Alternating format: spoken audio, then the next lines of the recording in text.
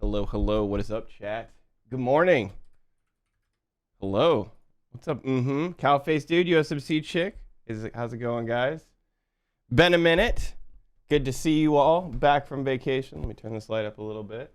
There we go. Did it like mess with my sensor? Or is it just darker right now? See here. There we go. What is up, everybody? Hello, hello. Yeah, I know. I'm trying to fix that right now. Is that better? That should be better. Right? That should be better. What's up, everybody? Hello, hello. How are we? Happy Friday. I've missed you guys. It's been a week. It's been a solid week. I took a little bit of a vacation, which I needed, to be honest with you. I did. I am not one who takes vacations often, so when I take one, it's normally required, and that one was pretty required. So it was a good time. How was everybody, though? How was the week? Did we do anything fun and exciting this week? What is going on with this? Turn on. There we go.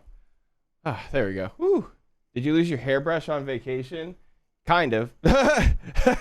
Actually, funny story, kind of. Yeah, no, today's been an interesting morning. My camera wasn't working, so I was underneath my desk for a minute, and I guess I forgot to. Oh well, it is what it is. Hello, though. All right, so check it out, chat. I have missed you. I hope you guys had a good week, like I said. Today, I kind of want to regroup. I want to work on some things. I want to get a little bit of quirk work done. I want to get a little bit of Nix work done as well. We did a lot of planning, believe it or not, yesterday, right before the stream. Today, actually, sorry. And got a lot of really, really cool stuff that I'm excited for. We have the next 4 videos planned, by the way, chat. I sat down yesterday and I figured out the next 4 YouTube videos. And let me tell you this, there's going to be a little bit of each. We're going to be having a little bit of some Nix content, a little bit of DevOps content. I think you guys are going to like it. I'm very excited for it. Yo, Mr. Kappa, thank you for that Prime sub, man. Thank you so much for starting off the stream with the support, man. Thank you. How are you? I'm good, man. Welcome back. Thank you. Can I throw a Nix question before you start? You can throw a Nix question and then I'll start. But you could throw it. But yeah, dude, thank you, Mr. Kappa. Thank you so much, man. And I appreciate the warm welcome back. Thank you. Okay, so really quickly, I'm going to go into my my Nix. By the way, chat, when you don't work on a computer for a solid week, especially with like a keyboard like this, you forget some things. I genuinely forgot how to type on my keyboard for the first probably couple hours of working. It was interesting. I was like, oh my gosh, did I forget everything? Luckily I did not, but okay, so let's see here. I think I've pretty much upgraded most of this. I did change my Tmux theme, which was something I wanted to do. Let's make sure that this is up to date. Lazy git. See chore format, whatever. So I'm just gonna quickly do a Nix Flake update, and we'll just upgrade the operating system and everything really quickly. Yo, Satant, 3 months gift subscription, dude. What the heck, dude? Thank you. Oh, thank you so much for entering into your 3rd month, man. 3 months courtesy has entered into the 3rd month, dude. That's crazy. I always forget that some of those go longer now, which is I didn't even realize that they started adding that. What was your next question though, Cowface dude? What was up? Do we have any updates? So we do have a Flake lock update. How you doing, Satant, by the way? Hello. Oh, you got rank 1. There you go. There you go. I think when you subscribe, you also get points. So you may have climbed your way back to the top with that subscription. All right, so let's do this. Let's do test really quickly. So chat, if you guys are curious about what I'm doing, I am basically updating my whole operating system, my whole configuration, and all of that. I use something called Nix. If you guys don't know what Nix is, you can do !Nix in chat. We also have a video on our YouTubes about Nix if you're interested. Nix is not just one thing, it is many things, which is something I will also be updating in a YouTube video here soon for you guys. and going into more detail. But excuse me, right now, whoa, what's going on with my mouse or my keyboard? Right now, I'm utilizing actually all 3 layers of Nix. I'm utilizing its language in my configuration that I just had open. I'm utilizing it in the package manager, which is literally downloading NeoVim and building it as we speak. And then I'm also using it in the operation or in the operating system level, where I actually run my computer on Nix. And so, for example, if I was to do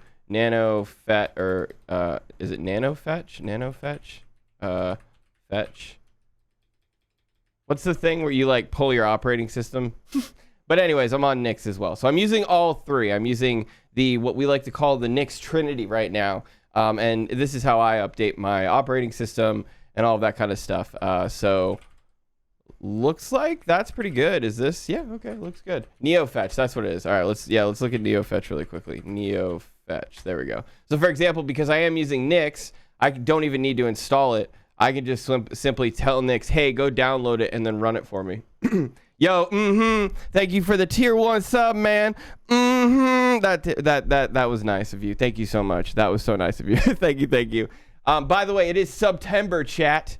So I think it's like 30% off subs or something like that. So get in on them subbies if you actually want to save some money right now. You know what I'm saying? Thank you. No, thank you, man. Thank you. So yeah, again, like I said, because I'm using Nix, I don't have to actually install things. One of the big reasons of why I wanted to use it. So I think when you first start working with computers and you start understanding them more and more, you start asking more and more questions about it, right? I remember being a kid, and, you know, I've had this thought in my mind for a very long time. And you know what? Maybe the Alta 4 stream, maybe one day we will build this computer. I even am slightly inspired to do it just because I can't believe in the 30-something years of my life, I've still not been able to achieve this goal that I've wanted of, like, I want a computer that can have multiple operating systems on it, and like that's how it's designed to work, right? It's not like just a Mac or just a PC or just a Linux host, but like I've always wanted a machine that had like all of those in one place. And one of the things that I really love about Nix is it kind of gets us there. Nix makes it so that you have this kind of like standardized operating system, and then you can install or just download and compile and run whatever you want on top of it. You don't actually have to keep it on the system to do it. Yo, USFC chick, thank you for the 2 months. Thank you as well for the resub. Thank you guys so much. It's so good to be back. I'm glad you're back as well. I'm glad everybody's back. Thank you for that. Seriously, guys, thank you for the warm welcome. I really appreciate that. And how are you? How do you link your .files repo with Etsy configuration Nix? Right now, each time I need to start working, I need to do Nix rebuild switch because I don't get my config each time I start. So, Cowface dude, I do use that. That's why I have this just file. Remember my video? If you guys haven't checked out my video on Just, I highly recommend it. It's on the YouTube. There we go. But yeah, I made an automation file that runs all of the like commands I need for it. And because I'm using a flake, it's targeting that flake with some more like just goodness, right? So for example, because I have I used to have multiple profiles, right? I could actually get rid of this now. I don't have multiple. Yeah, so for example here, let's clean this up a little bit. I can actually show it to you as we go through it. So if we go to my Nix config, right, my flake, right, you're going to see that I have 2 Darwin configurations, right, where are we at? Right here, right? And then I've got 1 NixOS VMware personal configuration, right? In all seriousness, I could probably just call this like personal and then, you know, do that, but whatever. The main point of what I'm showing you is these are profiles, right? Now, when you run Nix Flakes, you have to target an output essentially. And so to do that, you tell it with the NixOS rebuild, hey, I have a flake, right? Oops, I have a flake that I want to use, right? And it's in the current path. That's what this dot is. The dot is literally for current path. And then pound, I guess is what it is, or whatever, VMware dash profile. Now I'm injecting the profile. So this, because like I said, I only have 1, I could do this now, right? VMware personal, and then I don't even need profile anymore. Now I can just do like VMware command, right? And it'll automatically target that profile for me, so that when I do just what is it, VMware test, right? There you go, bam. That's all I have to do. I don't have to type in sudo nixos rebuild test, blah, blah, blah, blah, all of that. And that's how I literally apply. You don't need to use the configuration.nix, just to be clear. And that's like another thing that's really going to blow a lot of people's mind is, so for example, if we go to Lucid really quickly and I show you guys what this means, let's make a chart, chat. So the dope thing about Flakes, and I'm going to be going into a YouTube video on this a little bit more in the future, but Flakes are essentially abstracted away from whatever, they're being applied to. So you can kind of think of a flake as almost as like a Docker Compose, right? Where you can run that Docker Compose pretty much anywhere, right? All you have to do is have that configuration. Flakes are identical to that, where what you do is you have this concept of your like flake.nix, right? And then you can apply this configuration to like any odd number computers that you want, right? And if I wanted to, for example, not only could I, apply this configuration to these computers, right? I could then say, all right, now I want to completely use an entirely different configuration, and then it'll just go and use that new configuration. And so again, for example, if I was like, well, I actually want, to go from Flake Nix A to, Flake Nix B, right? Then I say, well, in this case, we'll make this one actually go to this instead. And then we just reapply the Flake configuration over, the thing. So they're not really like bound to computers in any way, shape, or form like it might seem. Like that's the really cool thing about Flakes are like, again, I have, multiple VMs and things like that I run against. The configuration is identical, right? It just depends on what computer I'm running the configuration against.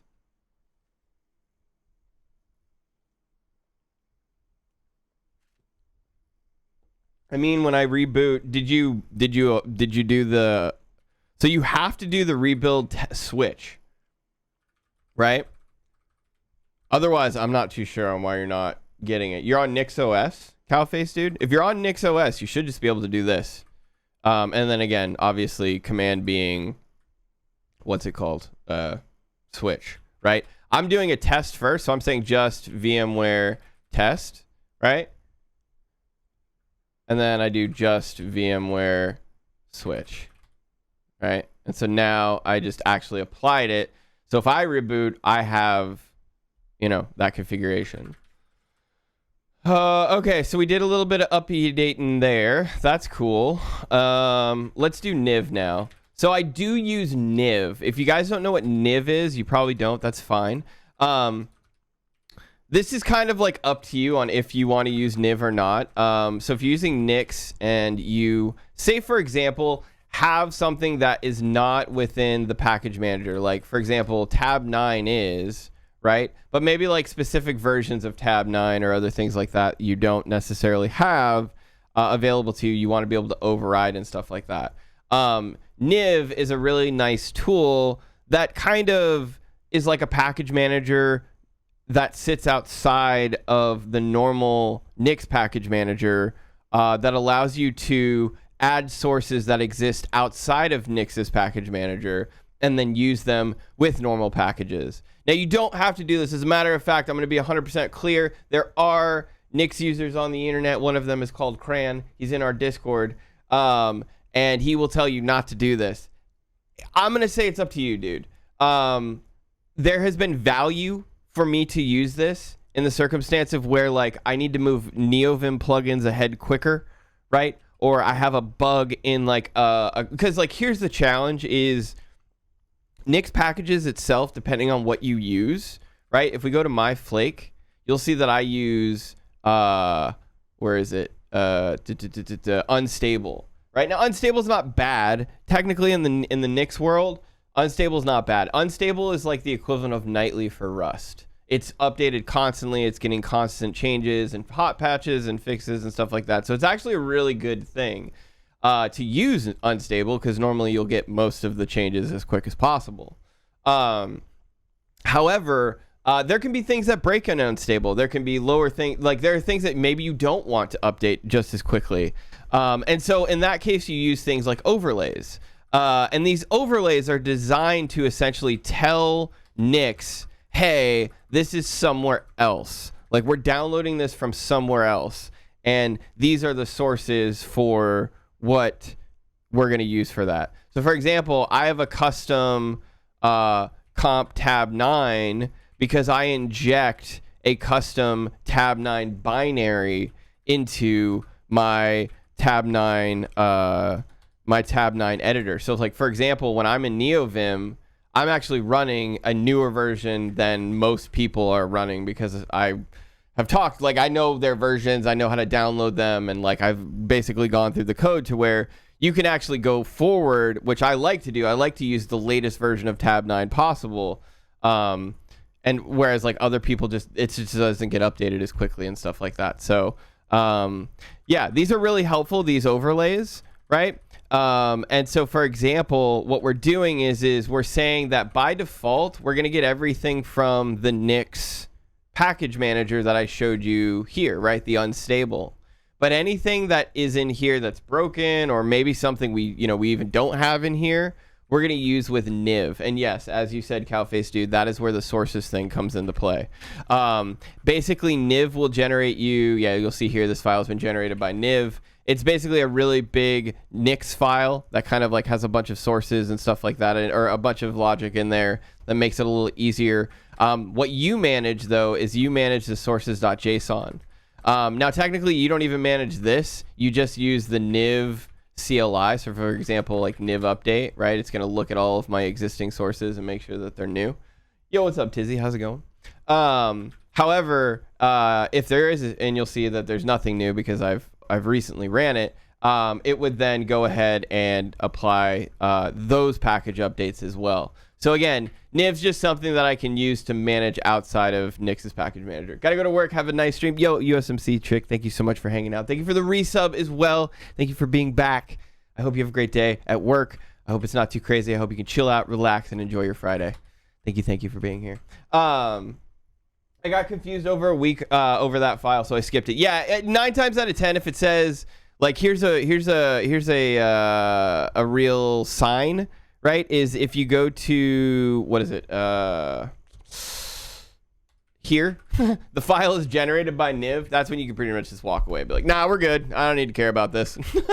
And so that's really what I did. The sources, however, is important. Yeah, the sources is important. Okay, cool. So we've gone ahead and updated our Nix Flake, which is basically my whole configuration. Now, like I said, if we go back to this example here, like if I was to say that, this is my A configuration and this is my B configuration, and I had 3 computers, right? I could technically take one of my configs and apply it to 2 different computers and get the identical configuration, right?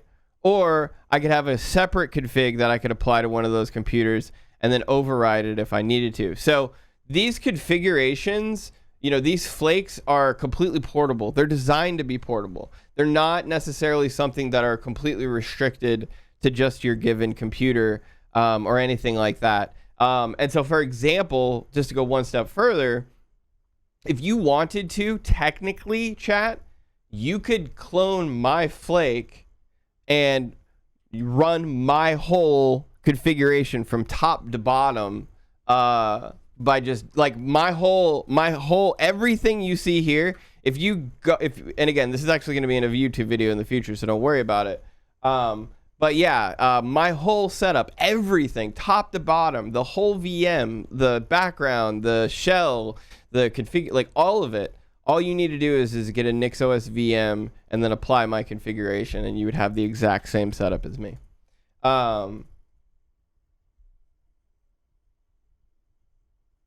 I'm a dev in an entry job, want to transition to DevOps side, and the company that I work for wants me to complete an AWS CP cert. Is AWS a good start? Yeah. I think one thing to note, though, Tizzy, is that AWS does not define your job. My job, just to be clear, and I've been doing this for a little while now, is to make sure that I am best suiting and serving the developers and things like that. So, for example, like, my job is more about problem solving than it is about just working with the cloud, right? So it's good to know those things, absolutely. But a big part of mine is like, well, I only need to use the cloud like when it's a problem, you know what I mean? Or when it's something that we need to solve for. There's a lot of other problems and things like that. So, I don't think it's a bad place to start. I definitely think that there's a lot more to the job than just that, though, as well. If that makes sense. If you can learn Nix all over again, what? How would I? Oh, okay. I was confused. I was like, what? I don't want to, man. How would I start? So here's the thing. In the current climate right now, there's really not much you can do. In all seriousness, like if you go to YouTube, for example, right? And then we go to Nix OS, right? Like, look, 1, 2, 3, 4, 5, and this is just about Nix OS, right? Like this is Prime. This is really just about Nix OS, right? There's really nothing in here that's even kind of focusing more on what we're talking about. So if you do Nix package manager, right, then you basically get the same videos, right? Like you see that, like the same stuff. So it's hard right now. I'm gonna be fair. It's hard right now, and like the hardest part too is like this is new. That's cool. Like this hopefully is a good one, right? This is 10 months old. This is 2 years old. This is 4 months old. This is 10 months old. Some of the documentation itself is just very outdated, which is also challenging. Basically, what I'm just trying to say is the content, unfortunately, is not the greatest right now. There's not like, a ton of views on it either. I think the highest viewed Nix video at the moment is like 20K, something like that. And like, oh no, 43K. It's probably this guy's. Yeah, it's probably this guy. But this guy's probably got like yeah, he's got 428,000 viewers. So yeah, that makes sense. So I wouldn't go to YouTube. In all seriousness, I would not go to YouTube. I would join a Discord. This is not just a plug. This is me being serious. Finding other developers who work with Nix and being able to ask questions is super valuable. And as I was starting to learn, I didn't really start moving forward until we like had our Nix Trinity channel. I was able to like, look, chat, like I talk in this constantly. And we're all having conversations about Nix and stuff. So I think like being in a community that's focused around it is very good. We are definitely trying to build that community.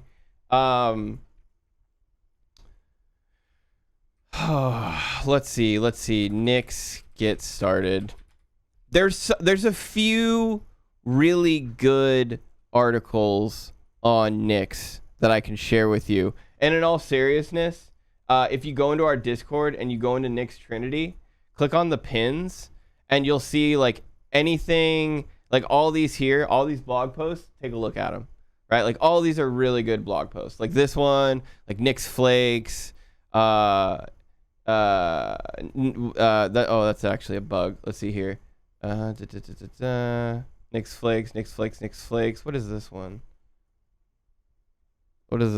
Nix Flakes. So these are all about Nix Flakes.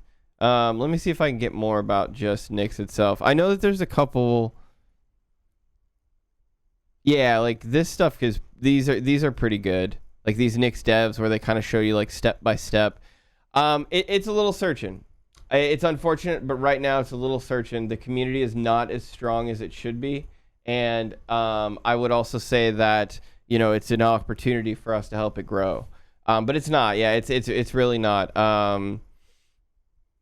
There is like a get started with Nix like series I'm trying to find for you. I just don't know if it's, where is it? First steps with Nix.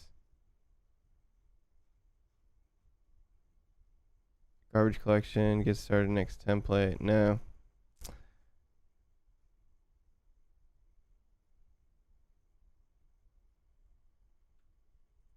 Oh, Dirk, cool. I was just about to say I should probably just ping somebody in the Discord.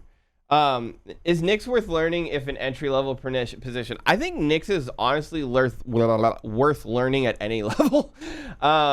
It's got a learning curve, but it's a lot like Rust in the sense that there's just a lot of really good stuff that you can get out of it. It's got really good design principles. It's got really good practices and standardizations around things. It really focuses on solving a specific set of problems in the delivery chain that is really powerful. And it does it the right way. I'm a Docker fan. I've loved Docker for a long time, and yeah, I use Nix now.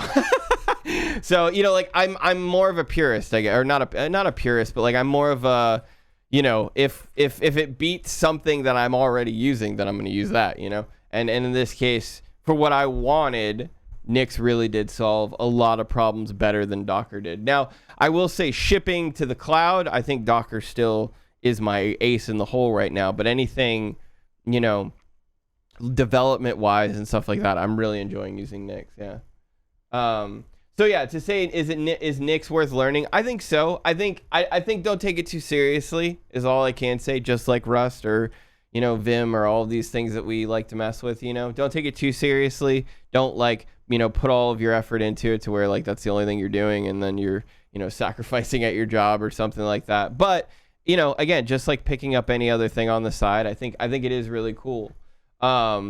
And again, getting into it is a little bit rough. I definitely don't disagree. The ecosystem is kind of tough right now. The wiki's not bad, honestly. The wiki's got a lot of really cool articles and stuff like that has been written by people that literally use it daily.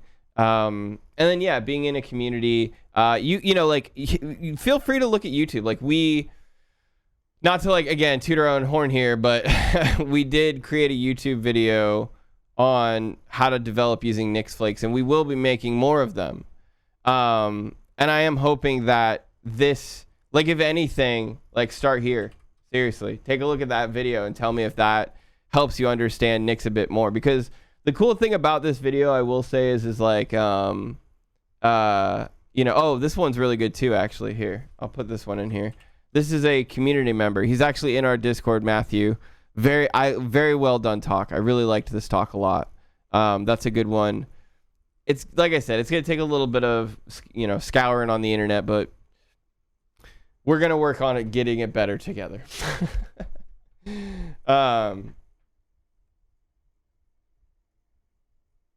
Yeah, and again, and this is why I say, chat, right now, being in the Nix Trinity channel is really powerful. Hi. Because there is so many really, really educated people who use Nix in here. BG still preaching the Nix gospel. Listen, man, 5 years ago, it was the Docker gospel. 10 years ago, it was something else gospel. And 10 years before that, it was some other gospel. All right, man, there's always some gospel that somebody's reading to somebody. All right, I'm just doing my part in history. What's up, Marvin? How's it going, buddy? Now, I actually, listen, You guys love busting my balls because I got into Nix and, it was oh, BG's neckbeard now. Fair. But listen, that I always go towards the things that I really, really, really think are valuable. I'm making content around, why do you think I'm making content around it, trying to educate people? I'm using it myself daily. And this is actually something that if y'all would just take a look at for 5 seconds. I really do think in a lot of ways it's very much like Rust. It's very comparable to Rust. Yeah, it's very comparable, and just in the sense of what you get out of it, the experience you have with it, you know what I mean, stuff like that. I do think it's a fun experience. So I've just really been enjoying it. By the way, Dirk, what's up, man? How's it going? I found yeah, post videos. So the first problem with Nix then. So problem first, then learn Nix, not the around day. Yeah. Honestly, I think Euclation, I think that's a good way of looking at it. Nix does solve problems, and we're gonna go through solving a problem today with Nix. Actually, and Dirk, you might yeah, no worries. But and anyone else who uses Nix, you might notice that I have the Node.js Nix up right now, and that's because one of the things I've been trying to tackle for a while now is figuring out how to get Node to work really well with Nix, because unfortunately it's not the easiest thing to do. Now, as I said, we do have a YouTube video up, if you go to our YouTube, on how to get started with Nix, but I made that video with Python, or how to get started with Nix Flakes. I made that video with Python, and a big reason on why I made that video with Python is because it was easier. That's the plain and simple. It was just easier. There are, and I'm going to be fair, Nix doesn't work with everything, right? One, I think, common misconception that I've at least had with Nix is like, oh, hi, Bubby. I got a kitty here. You kind of think like, well, it should just work with everything, right? And like, it can, don't get me wrong. It definitely can. Like, if you it's like Docker. You spend enough time hammering on it, you can figure out a way to get it to work. Hold on. I have a cat to show you guys. Alphonse requests an audience.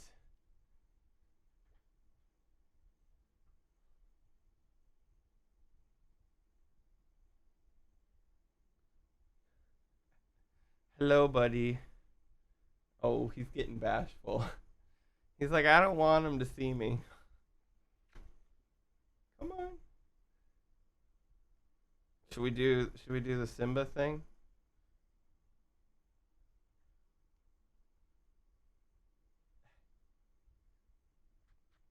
Okay, come on, bub. Come on, bub. Yo, Pimpla, what's up, man? How's it going? Hello, dude. Thank you for the tier 1 for 16 months, bro. Holy crap, that's so long. How are you, Pimpla? Good to see you, man. Been a minute. Hope you've been well. Okay, bub. He doesn't care. He's just like, whatever, dude. I'm just gonna stay here now. Fonz? Yeah, BG and BK, exactly, yeah. His name is Alphonse. We have two of them, Alphonse and Edward.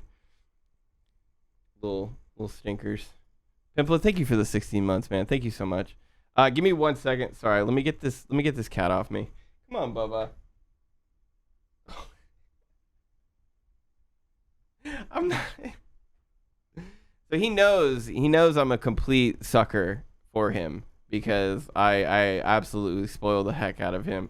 So he knows, like, I'm gonna have to make him move. He's not gonna move.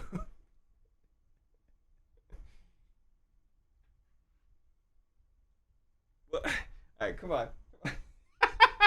All right, come on, sweet pea. Here. We'll put you in the other chair. We'll put you in the office chair. There you go. Good? Okay. Sorry about that. I have to, you know. He's my boy. He's my special boy. If you were to rewrite a Nix shell to a flake, would you keep the flake inside of a project or of the repo, or would you just extract the flake into a separate repo? So your flake is like your, it's kind of, again, like I said, kind of like your Docker Compose or your package.json. It's something that is always going to be representative of the things around it, right? Just like a package.json or whatever. And so in my mind, you always have a Nix, like a flake.nix at the root of your source, right? And then what you do is just like with other packages, you then like put that, like, so for example, let's see here, I can show you actually a cool example of something. So if I do, I don't think here, let's do C, let's, what is this? Yeah. C chore, format, whatever. I didn't really, oh no, we'll say update. So we'll just push this code up really quickly. So you can actually run flakes directly against like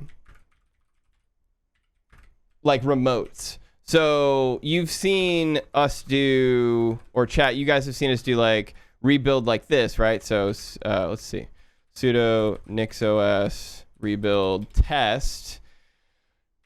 You can do flake instead of like this. You could say GitHub like this, right? And then VMware personal.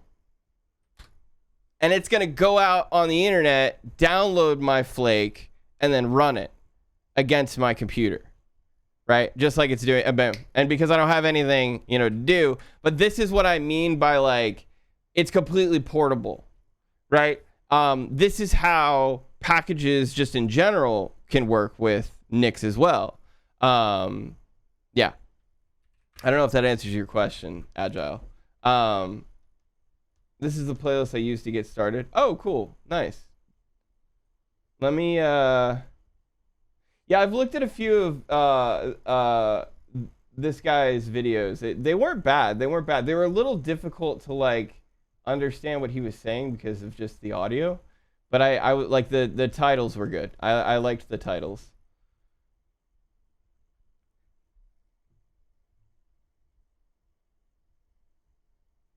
Does that make sense, Agile, by the way? So for example, if I was going to add a dev shell, right, I would just add it here and just be like dev shells, right? And then whatever. But I don't know of, like, I mean, I guess it's up to you because technically you could also, so for, like, you could do it a couple ways, like here, like actually, again, what's pretty neat is like, if we go back to this, say, let's make another real example. Say that this is Agile's config, right? This is his development env, right? Development environment, right? And this is a flake. Development flake is what we'll call it, right? And then say that I've got a black glasses development flake, right? Now say somebody on our team also wants your dev shell, your tools, all that kind of stuff.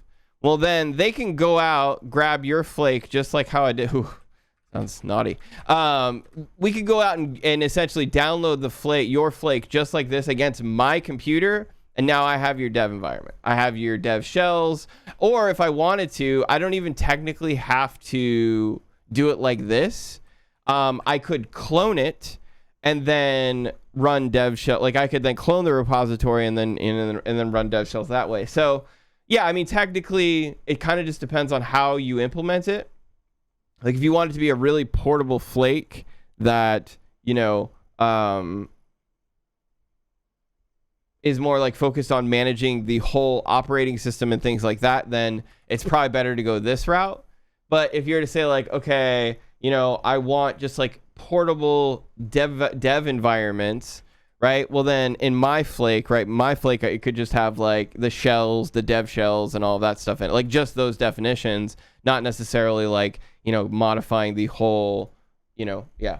Random question, just saw your task and just video. Is there any alternative using Ansible playbook? They kind of solve different problems. Honestly, Euclation. Task and just, like, as you notice, they really just kind of let you, take commands that you want to run and run them, right? And give some kind of like special customization around like maybe parameters you give it, stuff like that. Ansible playbooks are really more focused on making a whole bunch of changes at once, like and really kind of doing complete configuration management. As a matter of fact, Ansible is more comparable to Nix than it would be to Just and Task. Just because at the end of the day, the goal of Ansible is to have like a set configuration. So essentially, yeah, exactly. It's basically a better makefile. Yeah. And in the video, I talk about that you can use all of these tools, but the reason why I decided to use the one I wanted was just because of, again, it was very easy to use. It had better improvements over makefile that I personally liked.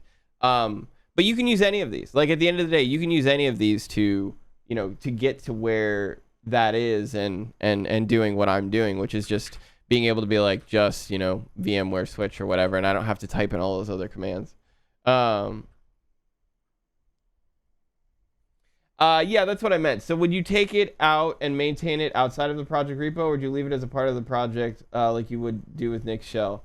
It's really up to you, man. I really think it's up to you. Yeah. I mean, I think you could go both ways with it, right? I think, like, for example, if you wanted to have a complete dev setup specific to a project, right? Like, so for example, if we were to say that this is like our custom service, right?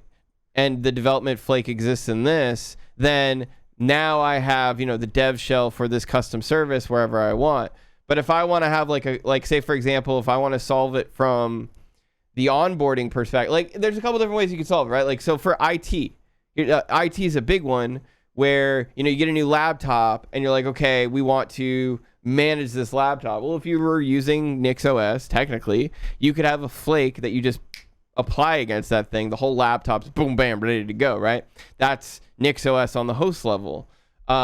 Or, for example, if you were like, I want to make it so that every service has its own, nice set of tools that it needs, and then you can, create, which is probably the best approach, right? However, there's still other problems that you could solve, right? Like, you could solve it in CI. Like, it really is just a configuration management tool. You know what I mean?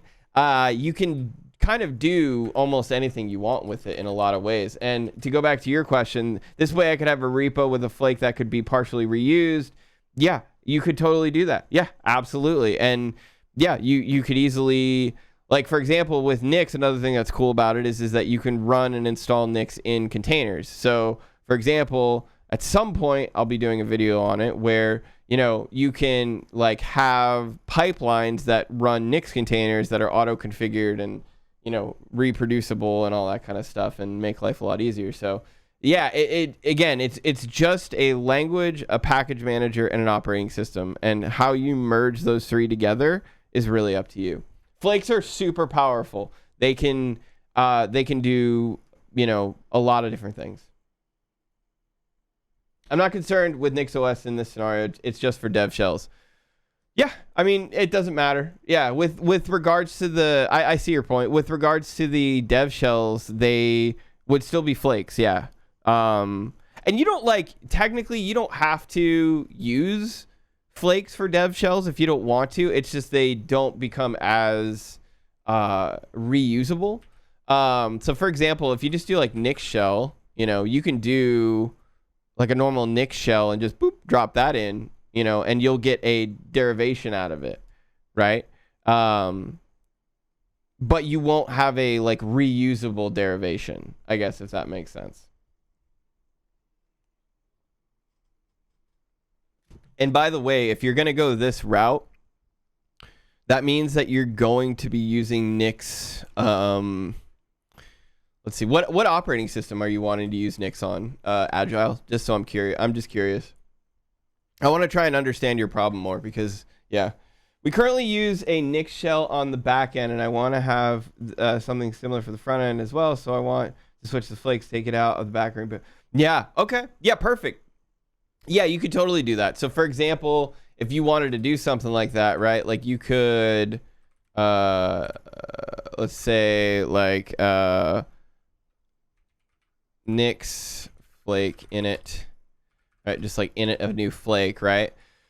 And then you got packages, default pack. You technically don't even need any of this. You would just do dev shells, right? Equals, and then default, I think. But yeah, and then you would just define your dev shells, and then you would package this, right? Send it wherever you want, and then when people download it, they just do, Nix shell, and they get that shell. Or they target it. I don't remember exactly how they target it, but yeah. I agree that it is a way. Yeah, I agree that it is a way. And I think that if you have a desire of having like one unified tool set across multiple repositories, then yeah, I think it's great. I think it's great. I think it's a great idea.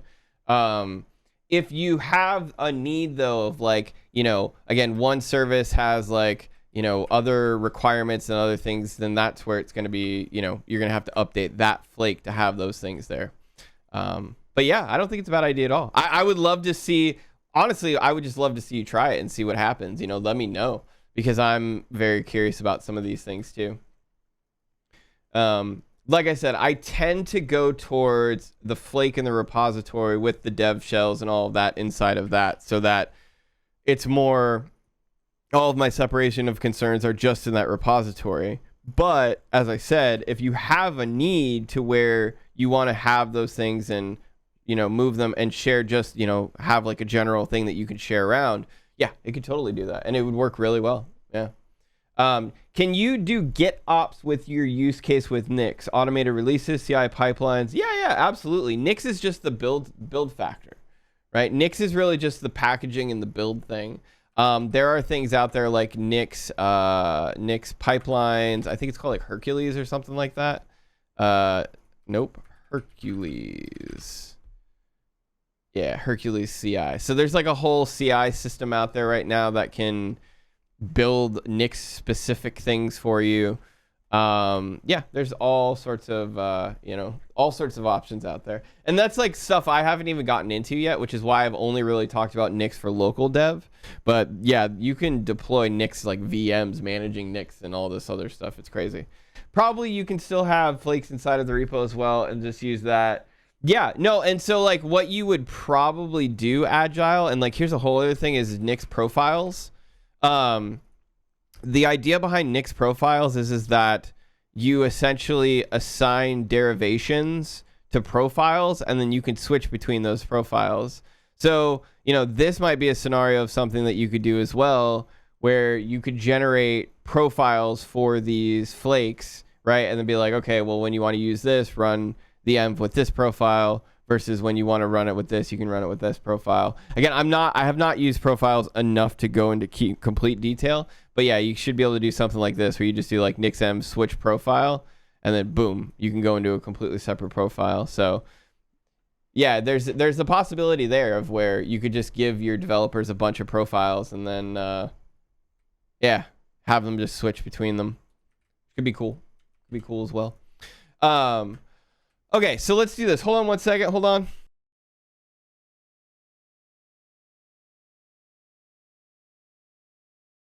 Dope. Okay. So I do want to mess with, I do want to do some flake messing today, some Nix messing. I also want to start working on Quirk. We have a lot of stuff that I want to get ready for. I know that some people are asking about getting their invites back onto the platform.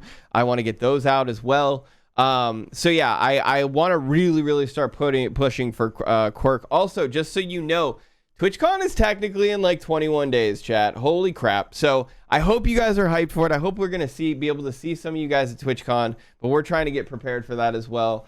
And there's definitely some things I would like to get out of the way and done for Quirk, at least before we get to that and stuff like that. Simultaneously though, however, I also want to try and see if we can wrap one of our services in Nix. And that's mostly because of something that I'm trying to start using Nix more and more. However, most of what I've been writing in has been TypeScript.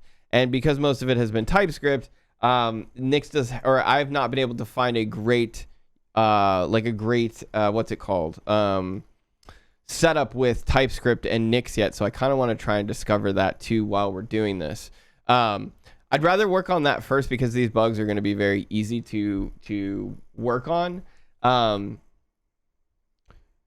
So let's see what we've got here. So we've got add tag on push, fix portal footer, portal, dashboard links, Discord delete messages. So we have basically a lot of changes in the front end in the portal. And then we have this Discord deleted messages thing. Because the front end is like super wonky, why don't we focus on the Discord deleted messages one first, just because then it's a little bit more straightforward. So that's going to be in the Quirk bot Discord, right? This is going to be basically our Discord bot. And if we go in here, we should see that I have just a just file. Yeah, just a just file and a Docker Compose. Now we know about the Docker Compose, right? This is something I've used quite a bit, but we really want to start trying to implement a flake. here. And the goal is that I want to create a flake that will, build this whole application for me using Nix, so that I can run it for local development and things like that, as well as potentially package it in the future and all that kind of stuff. Okay, so what I'm going to do is I kind of want to pull up an example that I've got really quickly that I've already kind of been starting to work with. Let's see here. 1 second.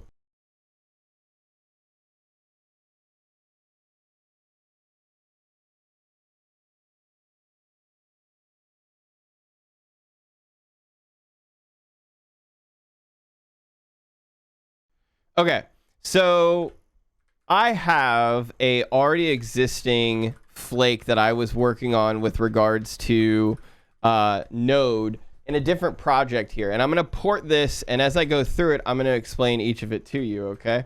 Now, like I said, this is the first time I'm kind of doing a Node application with Nix, so it's probably going to be a little bit of a bumpy ride, but it's all right. So I'm going to create my, here, I'll just do Nix Flake in it really quickly. And then we're going to go into our flake file. Now, I don't need any of this yet, so we're just going to get rid of all of that. And for now, the description will be, this will be our work bot Discord, right? We don't actually need to give it anything else than that. All right, so we do need inputs of some sort. So we're going to also do inputs. Now, remember, can anyone tell me what inputs are actually? Before I tell you what inputs are, can anyone tell me what inputs are? Chat, anybody? Anybody got any idea what these dadgum inputs are in a Nix Flake?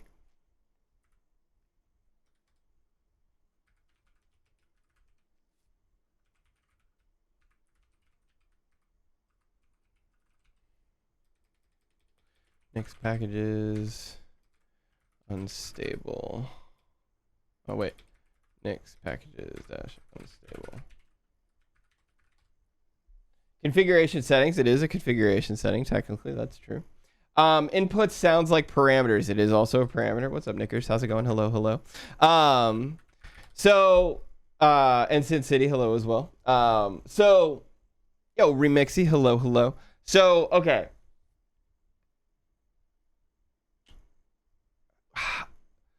When you're building something, right? When you're building something, you normally have dependencies, right? These are packages. Now remember, to be clear, chat, I've already gone through all of this in a YouTube video, so you should also go to our YouTube, click on the developing using Nix Flakes, watch this video right here that I've got, this guy right here, right? Because I talk about a lot of what I'm about to go over right now with you, okay? So inputs are essentially the packages, the requirements of our application. But hey, Buns! Oh my god, come on, cat. Sorry, hold on.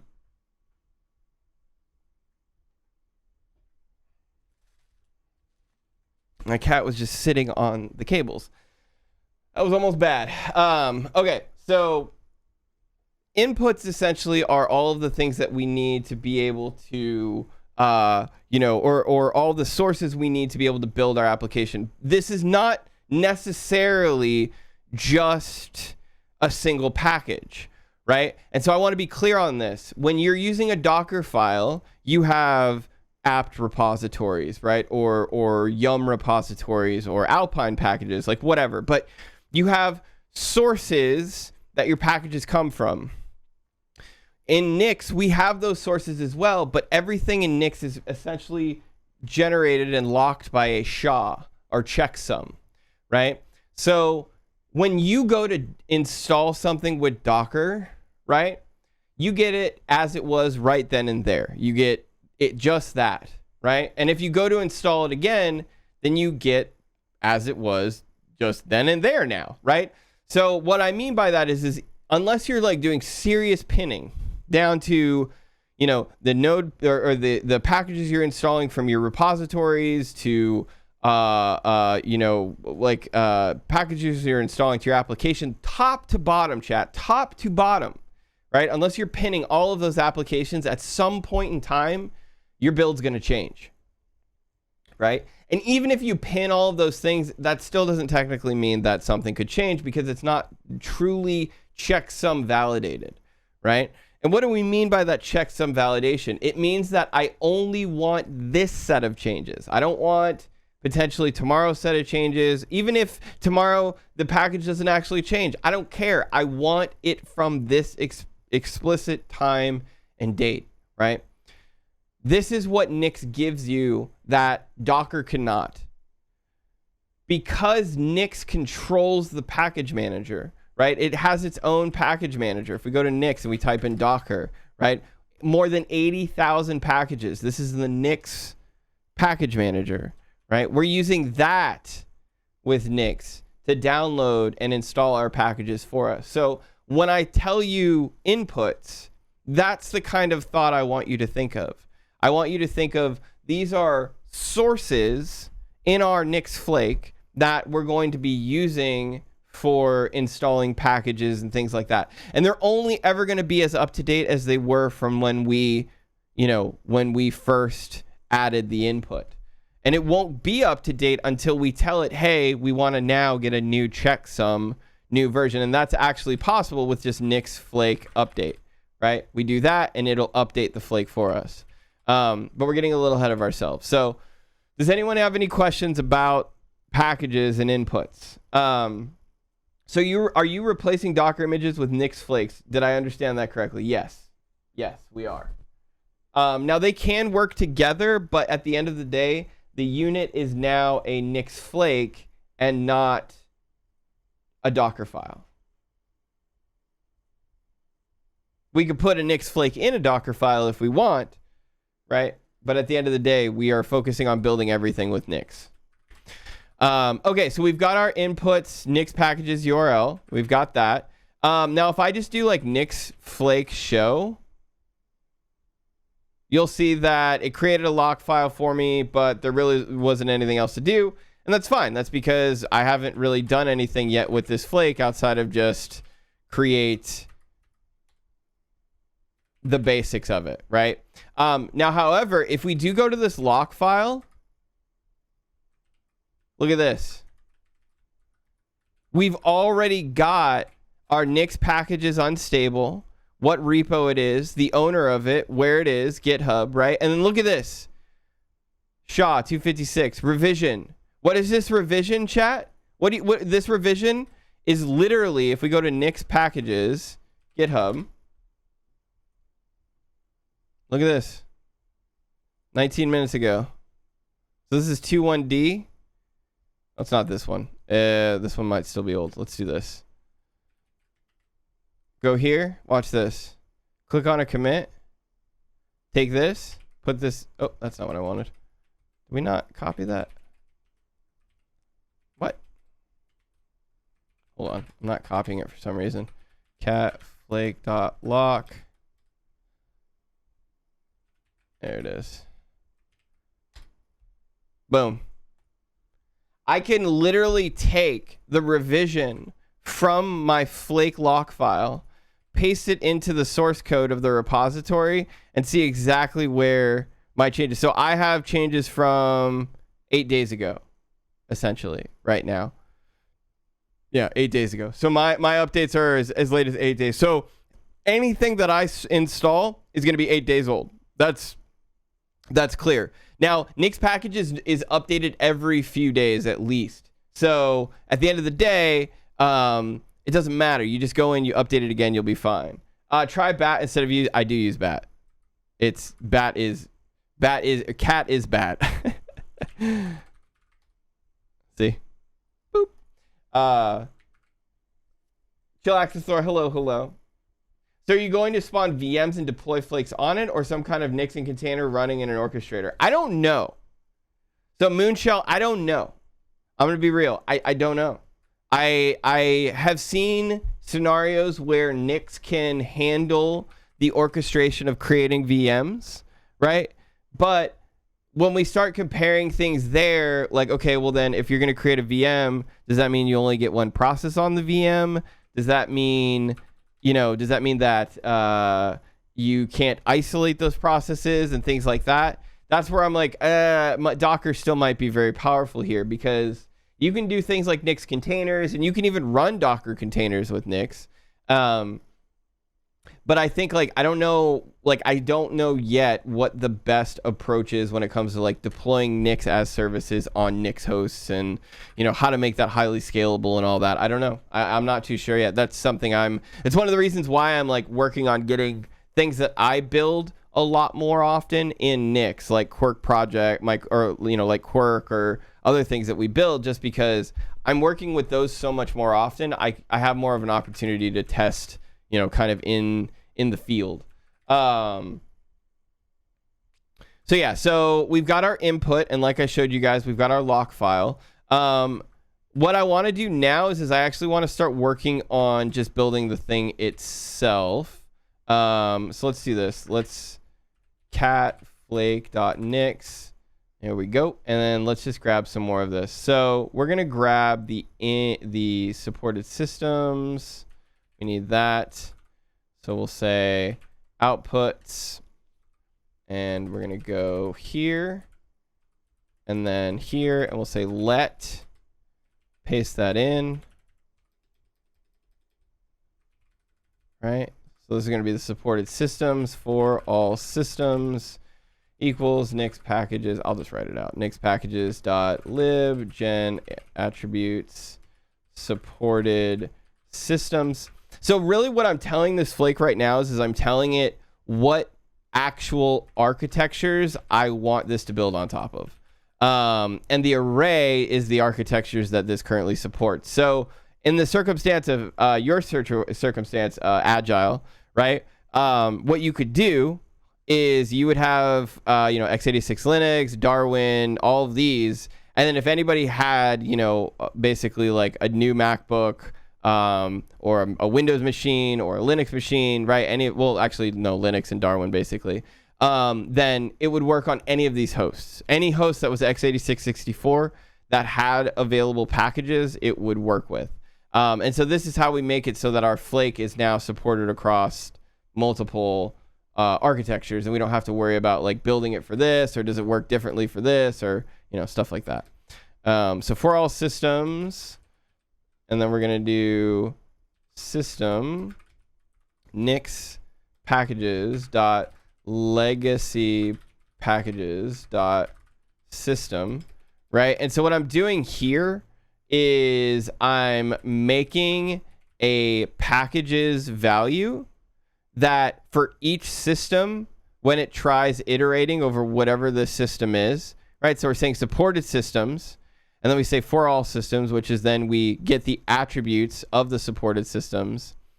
And then whenever our system is actually declared, this value here gets declared, it's going to declare the packages for that system, right? I know this seems a little confusing. It's functional, but the main point here is that we're declaring what architectures we want to build on, and then we're generating a array of all systems, right? And then for the specific system that we are about to run on, right? System in this case is a value or a variable, right? System is now whatever one of these are, and then we can auto use packages. And so this is what enables us to then get the packages for the given archetype, essentially. That's what we're doing right here, right? So we'll do in like that, and now we've got that. So if I just do Nix Flake show again, no issues, we're still good. Cool. Okay, so now we're going to actually start declaring the packages that we want to build, right? Now, with Nix, you are only really focused on, what you need to build in this case. And so what we want to focus on is we want to try and focus on taking our Node application, right, and building it with Nix. So we need to figure out a way of being able to essentially do that. Take a Node application and then lean on Nix for handling that. Now, if you were to just do Nix Node.js, you'd probably come across this article here, which is one I already had open. And this would honestly get you somewhat started. So for example, in the article, they say, to install Node.js, you just do environment system packages, Node.js. We're not going to worry about that. We've already got Node.js installed. And then we go to packaging, right? Now, there's a bunch of different options out here. You don't have to use Yarn to Nix. However, this is the one that I've been messing with and trying to get more comfortable with. And the idea behind Yarn to Nix is you first add it to your shell, right? So you get the Yarn to Nix binary. You then do your yarn install, which will create a yarn.lock file. And as I told you, chat, and as I even say in the YouTube video that I talk about, and again, I'm just going to put that out there again because I think it's a very good YouTube video to watch. These are all based off of lock files. You're going to see yarn.lock, you're going to see flake.lock, right? Like all of this stuff is based off of, hey, we need to lock this to a specific version and we don't want this version to change, right? So what yarn to Nix does is it says, oh, well, you've already got a yarn.lock file. Let's go ahead and read that yarn.lock file and turn it into a yarn.nix file, right? What's going to happen is it's essentially going to introspect and it's going to look at all the packages that you have installed, and then it's going to create a Nix equivalent. So if I do Nix shell like this, and then we go to yarn to Nix, you can see I have it now. And then if I do yarn to Nix like this, and then just, yo, what's up, Denzel? How's it going, buddy? Like this, yarn to Nix. Actually, here, let's make sure I've got the install done first. So let's just quickly do yarn install.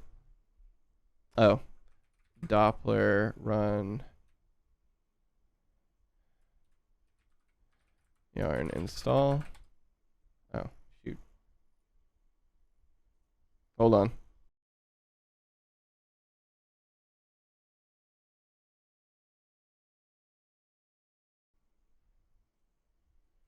There we go. Okay, and so now I should be able to do this yarn to Nix like this. And there we go. And so now if I go to yarn.nix, look at this. See this? All of our packages are here and available. So yeah, so now I've got all of my yarn packages. I'm a little nervous though, actually, chat. I'm slightly nervous because we're going to hit our first problem, which is private packages. We'll give it a shot though. Let's see what happens. Get rid of this. Let's go back to our flake.nix. So now that we've generated that yarn.nix file, right? Again, this is just completely auto-generated. We're going to jump forward and we're going to add, we're not going to do these two steps yet. Or this step yet. We're going to add the package itself, right? So if we have inputs right here, then it would only make sense for us to also have outputs for us to be able to declare what we want to output from our actual build. And that is the second part of a Nix Flake, essentially. It's saying, hey, I want to not only take in some, build artifacts or build information or whatever, sources or whatever you want to call them. I also want to build something with it. Now, if I go to Nix Flake show right now, you're going to see that I get no output whatsoever. That's because I have nothing to actually show for yet. So to do that, what we're going to do is we're going to say we want to build packages. Right? And this is where you could say, if I wanted to, I could have a package called foo, right? I could have a package called bar. It does not matter what these are called. It's totally up to you. But these are the packages that you're going to create with Nix. So we're going to say packages. Now I'm going to create what we call a default package, right? A default package. And the reason why we're calling this the default is this is going to be the default for that specific architecture. Right? So instead of me having to say, oh, I want to build for x86-64, I just say default, and then it will build for whatever one I'm on. If I'm on x86-64, then it'll build for that specific thing. So after packages, we're going to add a little bit of logic here, right? Because we said that we want to be able to do this for all systems. So we're going to say system, boom, like that. And then we're going to come down here. And because we now have this wrapped in a method or in a function, we're going to go ahead and wrap that as well like that, so that that goes like that, boom, like that. Okay, so for all systems, right, system, and then we go to default and we say, okay, same thing, packages, right, dot system, right, dot make yarn package, right? Now again, same thing here. We're also creating, oh wait, no, are we? No, we're not. No, we're not. My bad. No, we're not. We're actually just using this. So yeah. So what we're saying is we're saying packages for all systems, get the system that we're currently on, right? And then inside of this function, this is actually a function now. So because we have our parentheses here and here, we're inside of a function, and this system is a parameter now. The system is a parameter right here. And so we could say, all right, well, for default, let's use the packages.system make yarn package, right? Oh my gosh, hold on.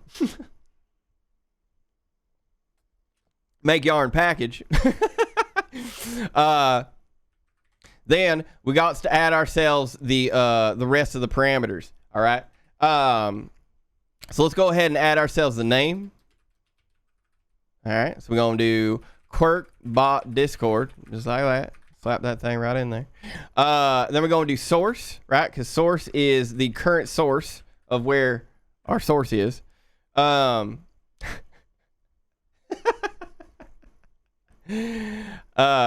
hold on. And then we need to add. Oh, sorry. And then we need to add. I gotta remember to keep doing it. The package.json, right? Just like that, right in there. Package.json.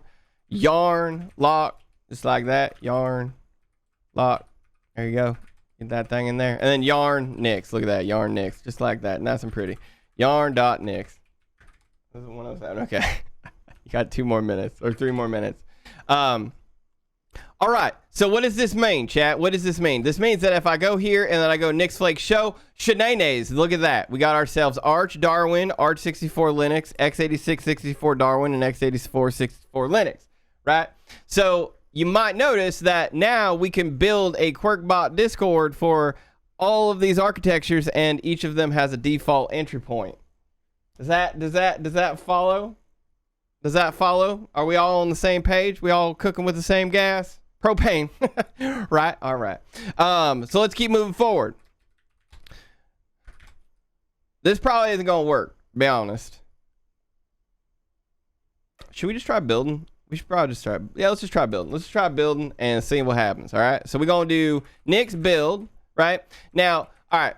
Before I go any further, we go ahead and get rid of this really quickly. Actually, because we don't need this. All right. We'll get rid of that. All right. There we go.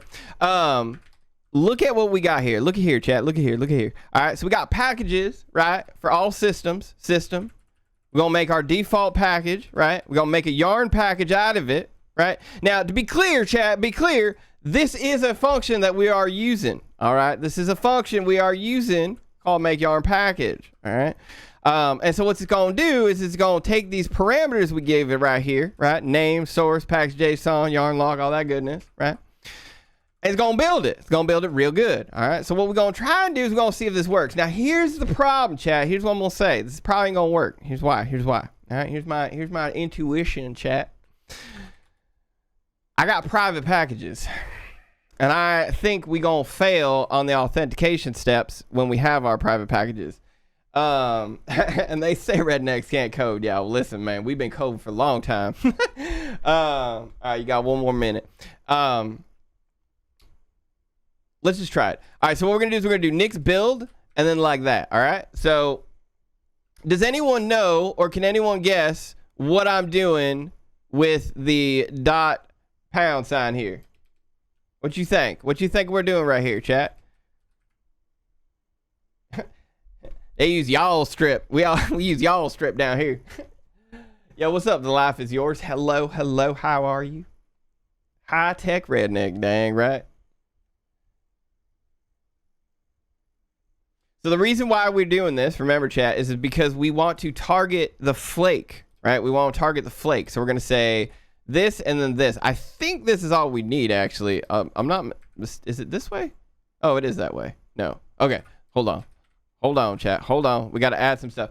Oh, by the way, chat. Hold on. Let's go back to that. Let's try that one more time. Here we go. So Nix build, right, like that. Look at this. Look at this. What happened? Yarn.nix, no such file or directory. Why do we have no such file or directory? It's right there. Is it not, chat? It is right there indeed.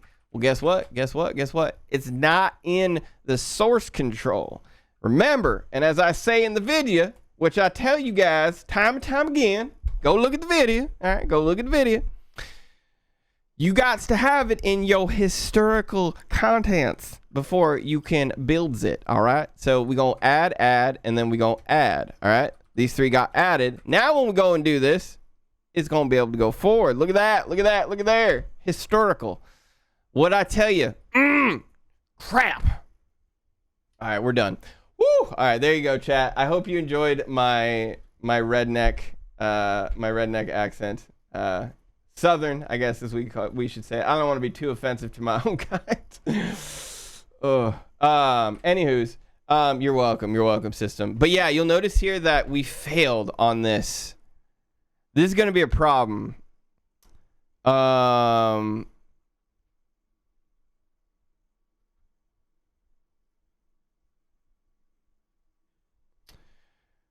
Okay, so this is going to be a slight problem as we dissect this down and we look at it, and I can actually kind of like zoop us forward here. You're going to notice that we actually have like phases that we do when we build these things, like configure phase, install phase, disk phase, pass through phase, all these things. And in these phases, we do have a yarn install, but the thing is it wants to it wants to download it manually beforehand, and to do that it's doing it via curl, right? Yeah, so it's just yeah, so you see how it says trying, and then it's just like, this is curl. Yeah, see curl? So what Nix will do, is Nix will go out and it will download all of your sources manually and then store them in the Nix store. And it'll do the checksum changes and like all of that stuff to validate and make sure that you are in fact downloading what you need to download. This is the great side of it, right? However, this is failing because this is a private package.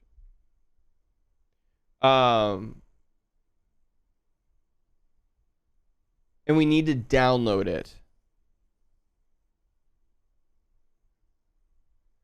Now, here's another interesting tidbit, chat, which is we might need to create an overlay for this. That might be the play.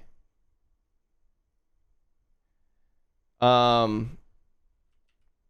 we need some way of being able to download this securely. Shoot. This is definitely one of the challenges about Nix, is like, how do you get private packages installed? And there is a way around this, actually. Okay, so actually, I think I have an idea. Let's do this. So let's take one step back, and we're going to go to the Quirk library service. And you might say, well, why are we doing that? Because this is the private package, okay? What I'm thinking, chat, is that we need to turn this into a Nix Flake first so that we can use it. Now, again, I'm still getting comfortable with all of this. Use your own artifactory. So Denzel, the artifactory isn't the problem. It's the authentication. When you use Nix, it's just going to download it like a normal curl, right? So it's not going to inject any type of authentication or anything like that. So if you want those extra mechanisms, you have to write for it. As a matter of fact, like Denzel, what we're looking at right now is the literal definition of make yarn modules. Like, this is it right here. Like, we can actually look at what make yarn modules takes in as parameters, because again, this is all Nix source code that's easily available to anybody. We can do that. So like, we could do things like, you know, give it the yarn lock, offline cache. Like, maybe that maybe the offline cache is a potential option as well, except for like, it doesn't really get us to where we want, you know what I mean? So we've got like package config, pre-build, post-build. So like we could do something in pre-build even as well, where we could do like an npm install there maybe. But we need to figure out something. We need to figure out something for sure. Hey, do you think iOS development is a good career path? I'm a front-end developer currently, and I want to stay in programming but switch fields. I love Apple products and their software, so I thought it would be an interesting switch. I think you should always follow your heart. You know, I started out in front-end. I've talked about it a lot. I still enjoy doing front-end, but it's just not like my passion. You know what I mean? Like I fell in love with DevOps engineering and back-end and you know, all of these other things that I'm kind of obsessed with now. So I think at the end of the day, yeah, just be happy doing with what you do, you know, go enjoy yourself, go learn something. You're going to learn really quickly in the engineering world that like, you don't really have, like, if you're good, and I don't mean to like say this negatively, but like, if you're good at what you do, you're never really going to have a problem finding a job. And you're never really going to have a problem finding a job doing what you love as well. You could normally switch around and jump around just because you're good at what you do. So, yeah. So what is package resolutions? Like, there's no documentation on this, which is a bit of a... Scope packages need second splat. Built-in, private, true. So workspace.json packages, right. Workspace, private. Built-in, private. Workspace is depths, resolutions, package resolution. Yeah, I don't think that's something we need. I think that's just like if we want to resolve packages to somewhere else. So we've got extra build inputs. One of the ideas I'm thinking, chat, is we actually turn this other one into a Nix Flake. So what I'm thinking, if we go to Lucid, where did Lucid go? Let's go back to Lucid. Right now, we're in the world of Nix. Or, I'm sorry, right now we're in the world of Node. Right? We're trying to install node packages, right? And if we go back to our bot Discord and we try building again, right? You can see that we get a lot of them copied, but then once we get here trying, it fails. Okay. We have an option here. We can either try and hack this the best way we can, or we can lean even harder into the Nix pills and take another pill and go deeper down the rabbit hole. Technically, right? We're not using Nix the way that it should be used. We're using Nix with Yarn, but we're not using the Nix package manager itself. And Nix can build node modules and ship them for us, right? Like as a matter of fact, if we go Nix node packages, right? Like, look, like we can get node packages installed. So there's no reason why Nix can't ship a node package for us, right? And that's what we need. We want the Quirk service node package, right? So instead of shipping this via Yarn, maybe what's a better play here is to make a flake for that project and then bring this in through our flake.nix as an input. Does that make sense, chat? Right? So what I'm thinking is what we're going to do is we're going to go to library service, right? We're going to copy from Quirk bot Discord flake.nix, right? And here, because we don't have that same weird dependency of having a private package, we should be able to get this one to work, right? So I'm going to get rid of description. We're going to say %s Quirk, what is it again? Quirk bot Discord to Quirk library service, right?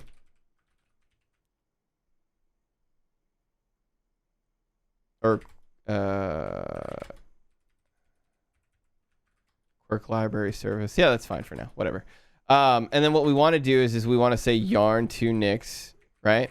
Now you'll notice that in this one, we don't have any requirements for private packages, right? So I guess what I'm trying to say, chat, is like in the circumstance where we have something like this, right? Say, oh, come on, dude. Why aren't you letting me click you? Okay, go away. Let's try this again. What? Hold on, chat.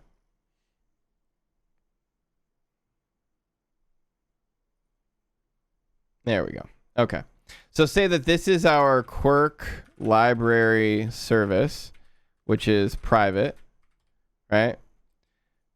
And right now it's being distributed to registry. Right now it's being registered to npm, right? Even though that's like not technically what that is, whatever. What I'm thinking, chat, is instead, right, we take this and we turn it into a private flake, right? And instead of having this go to npm, right, this is now available to us via get. So we can do in our other private flake, we just go out and we get it directly. So I think this is a better way of handling private packages with Nix, where if it's private and say you've got something like this, what you're going to want to do instead is you're going to want to make a flake or a private, like you're going to want to package that private repository with a flake and then use it as a, like basically you want to use it in a Nix way. You don't want to use it with Yarn because, as you just said, sure, we could hack an alias for get and all that stuff, but then, like, are we really solving it the right way? Are we really solving it the Nix way by doing a hack? Or does it make more sense to say, okay, well, Nix does have the ability of cloning things via SSH, and, if you have SSH keys and you can clone it, then it doesn't really matter if it's private or not, right? That kind of makes sense to me. So I think the real workaround is like once you start getting into private packages, you have to start using Nix Flakes or Nix's package manager, because it'll still give you what you need, right? But it'll make sure that it's shipped the way that Nix wants you to do it. Now there is a very interesting caveat here, which is your package.json kind of becomes not really valid anymore. But let's move forward and then we'll kind of make more sense of that. So let's do this. Let's say flake.nix. Nix Flake show. There you go. So you see I've got my, like, look at how easy that was, chat, right? Like, now that I've got a very simple template of like building node modules, you could see how easy it was for me to just copy and paste over that flake and move it to a different project. Now, if I wanted to, I could just say yarn install, right? Really quickly. Yo, what's up, the Ada Valen? How's it going? And then yarn to Nix, right? And then let's do build. All right, we don't have yarn to Nix. We got to add that. Add our flake.lock. Try building it. And there you go. So you can see this one's going to work because we don't have any private packages.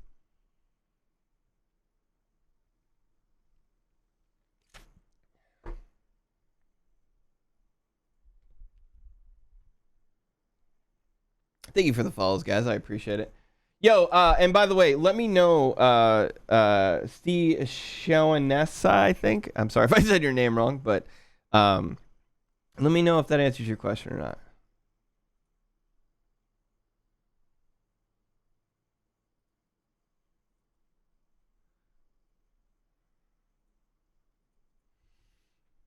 All right, so we're definitely getting this built. Nice.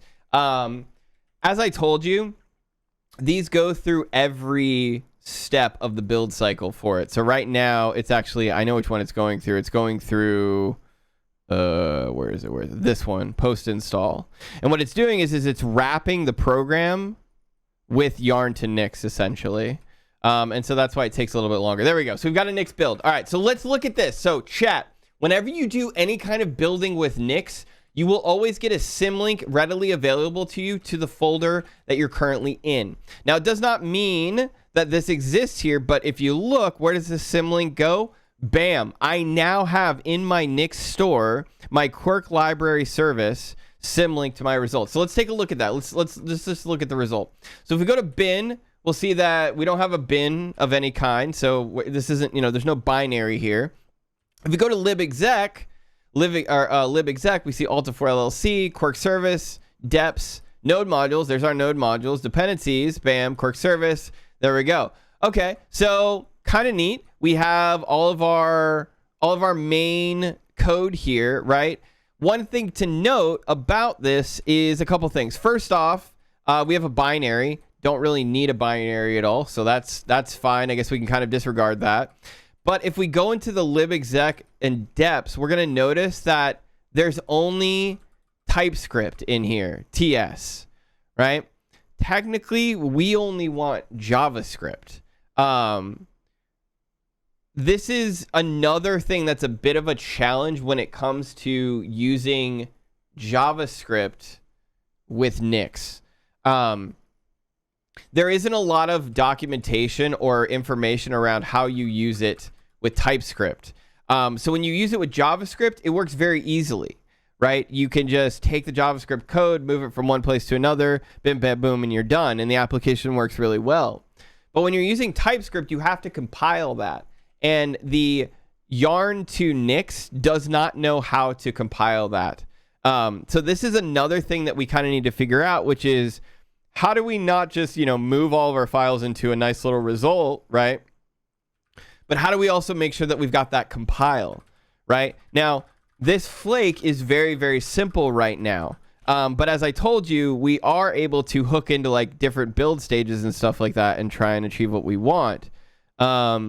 If we look, we've got an install phase, we've got a dis phase, and we've got a build phase. And this is really the place that we want to kind of focus on is these build phases and what they're doing. And if we go up to the top for the definition itself, where is it? Yep, here it is. Build phase does a pre-build, and then it makes a deps folder, copies over the package.json, copies over all that stuff, does a yarn config to set the mirror offline, right? So basically make sure that it can't download anything off the internet. It only uses the offline cache. And then it does a yarn install based off of that offline cache. And then takes the directory, creates a directory, moves our node modules that we just installed to that directory, moves our dependencies to that directory, patches any shebangs, and then runs a post build after that. So if we were to ask ourselves, what is this doing? Like, that's literally it. And as a matter of fact, if we go back to our result, we could see that. Right, because if we go to result, libexec, look, deps, node modules, there they are. These are the two things, right? So, like, Nix is getting us there, but it's not getting us completely there, right? And I want to figure out how it can get us completely there. Now, the challenge is mostly around, like, how all of this pans out and how all of this works.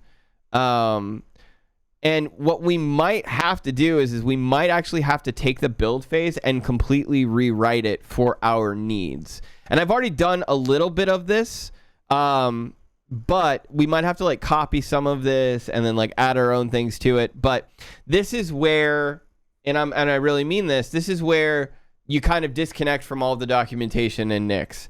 I believe if you do Nix TypeScript,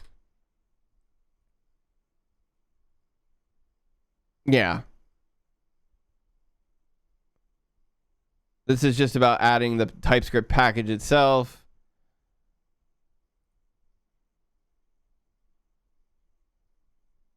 TS example. Here we go. Dream to Nix. Okay. So we might even be able to look at Dream to Nix as well. I know that Dream to Nix is something that's been like more common lately that people have talked about using as well. This might be something we can take a look at too. I'm trying to do it with just the stuff that's in the actual Nix package manager itself. But all I'm trying to tell you is there's not a lot of documentation on this. There's definitely a lot of room for us to be able to figure this stuff out, because, like, for example, if you use Nix with Rust, it's really great. The build cycles, like, because, you know, you build a Rust application pretty much the same. Same with Go. You pretty much build Go applications the same. They all have binaries. With these types of languages like Python or, you know, scripting based languages, it becomes more difficult because Nix really just wants a nice little pretty binary that it can work with. I believe we can do this. And again, there is definitely options out there like Dream to Nix, like Yarn to Nix, things like that. We just got to figure out what's going to be the best workflow for Node. I really do think that the Go workflow, the Rust workflow, some of the other workflows out there are already, like, they work great. But because we have essentially a separation between our yarn.lock and our flake.lock, we have to juggle those two. Brett Z, dude, I can't say your name. I'm so sorry. Slaw, what's up? Hello, any clean code books advices for Python? I've read some of the clean code Robert C. Martin, but it is Java mostly. Honestly, I'm going to give a shout out to our boy, Anthony Writes Code, I think is this? Yeah. Go check out Anthony. You know, I really think that Anthony's got a lot of really, like, the guy's really, really known in, how are we not subscribed to him? The guy's really, really known in the, you know, Python world.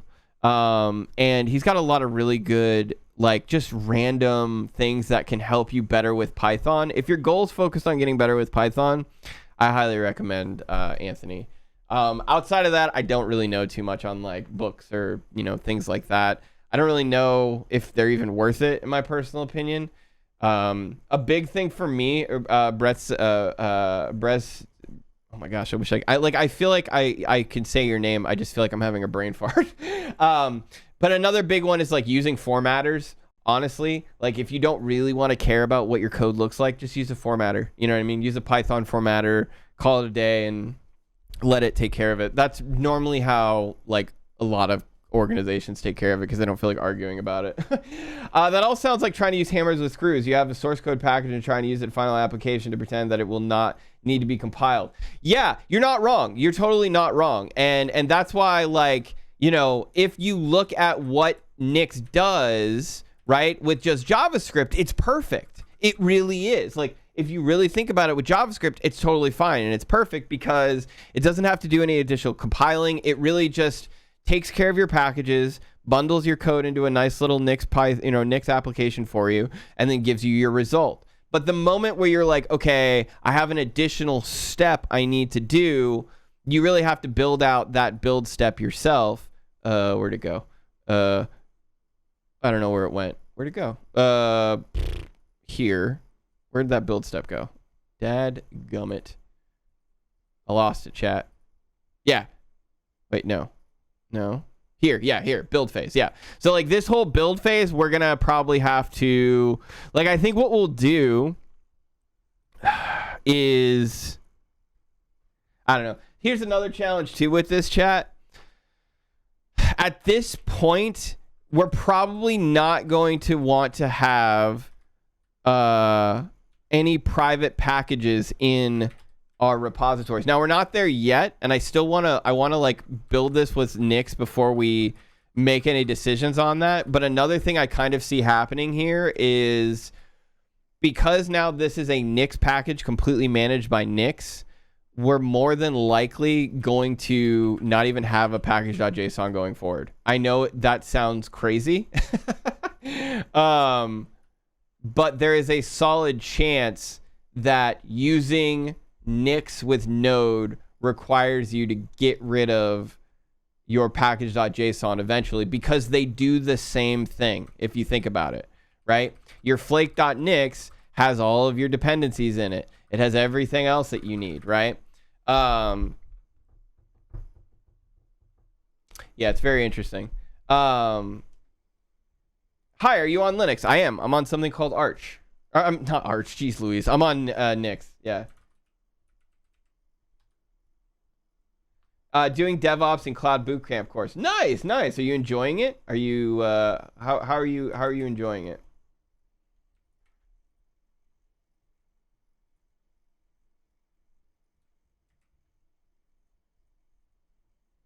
It is missing one dependency, Node.js, right? What is missing the dependency? Sorry.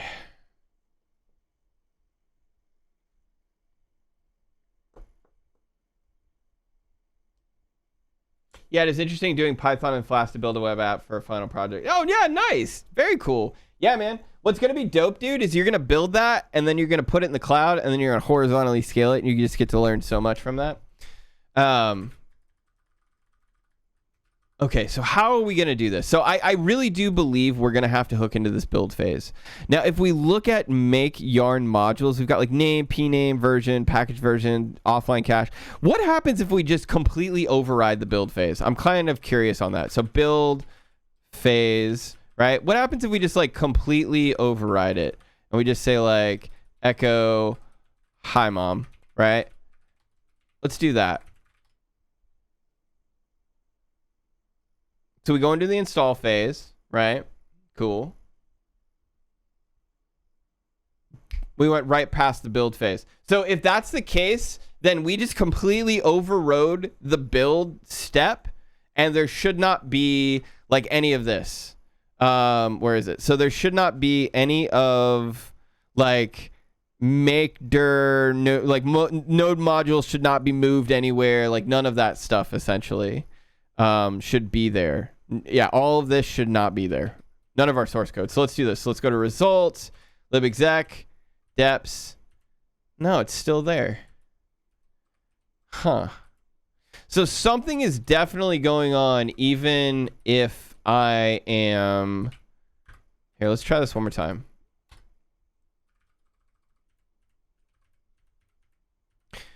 Yeah, so it's still moving the source code even if I'm like not telling it to do anything in that build step. It just completely overrides it. So here's a question, which is build phase. Yeah, there's only 2 build phases. So what does post build do? Post build. There is no post build.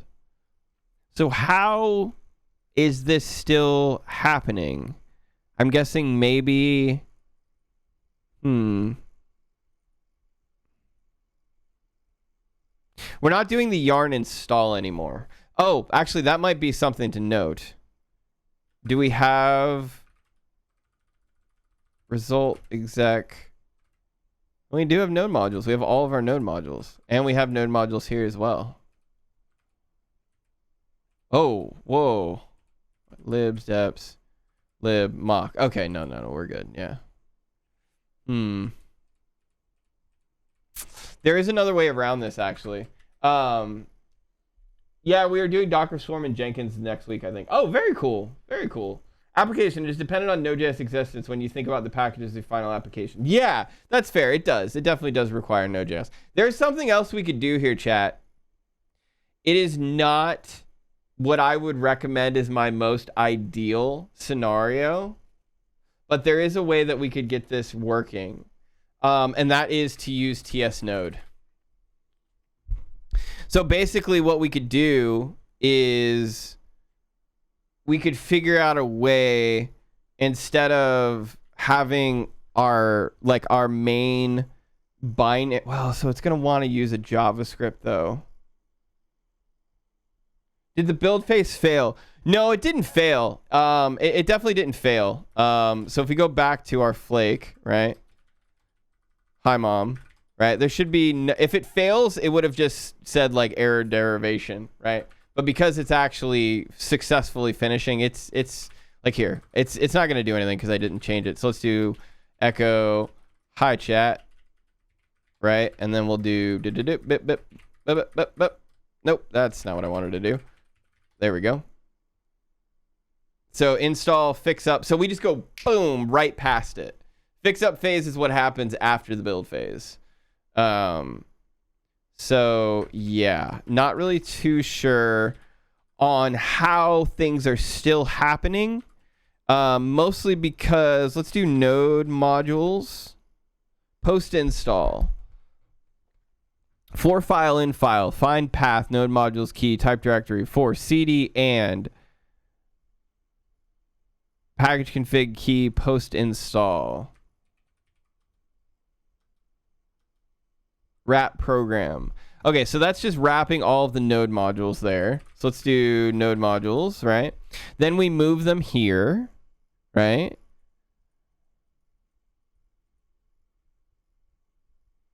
And then in our, okay, deps, node modules, yep. And this is where we actually make the derivation. So at this point, like, workspace dependency copy. Oh, maybe this is what we missed. Okay, so link to dirs, node modules, make dir deps. So this might be what we're, okay. So I'm actually thinking that the build step is being entirely skipped now. And yeah, it's in the configure phase. Okay. So for example, I think we could even, like, I think we could, you see what I'm saying, chat? Yeah, so what's happening is in the configure phase, it copies all of that stuff over, and then the build phase just does nothing.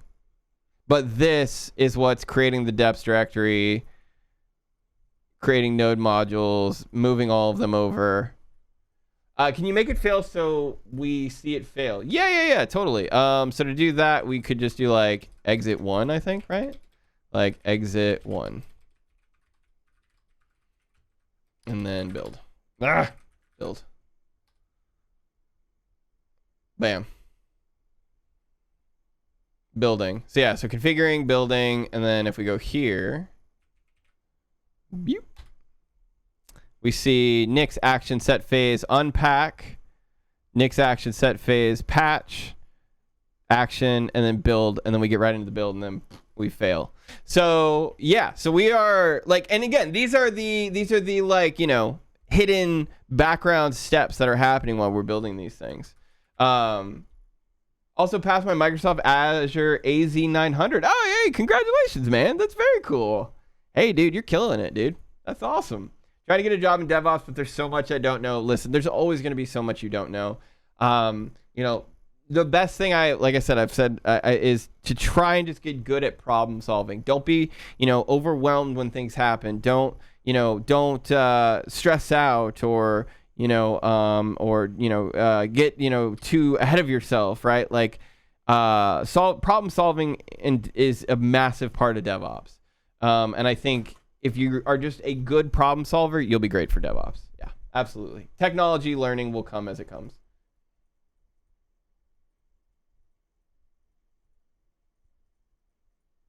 Learn okay to feel, yeah, exactly. Yeah.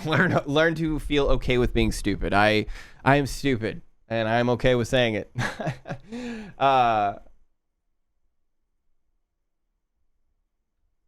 Yo, what's up, Ricky Tiki Tastic? Going for a job with ML Ops and CI CD for embedded systems and Edge. Any good resources for either? So we have this, this is the DevOps roadmap, which we share quite often.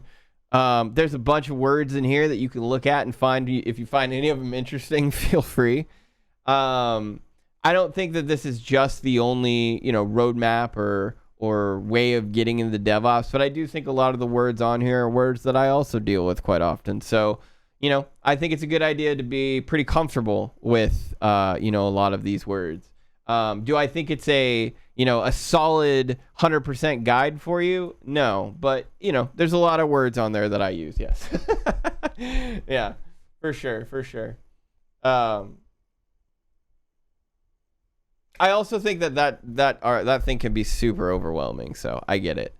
Okay, so patch phase. So we go to unpack phase. So unpack phase, unpack. Don't unpack. Okay, so unpack must be a lower level thing because we're not seeing it anywhere. Then we've got patch phase. Okay, patch phase isn't in here either, so that must be another thing, just for standard derivations. Okay, and then here we go. So here's our configure phase, right? We've got 3 of these things. Interesting. Standard and make derivation. I think this is the configure phase that we're looking for, right? configuring, and then build phase. And then when we get to build phase, we kick out, right? Flake. Yeah, we kick out right here. All right, so build phase, we kick out. So what exactly does this do? So we run hook pre-build. Why don't we add that? We'll add that first. Run hook pre-build, and then we'll exit, all right? And then let's just look at what pre-build does. Oh, so there is no pre-build. Okay, so there's literally nothing to pre-build. Cool. Okay, so that's just there if we wanted to.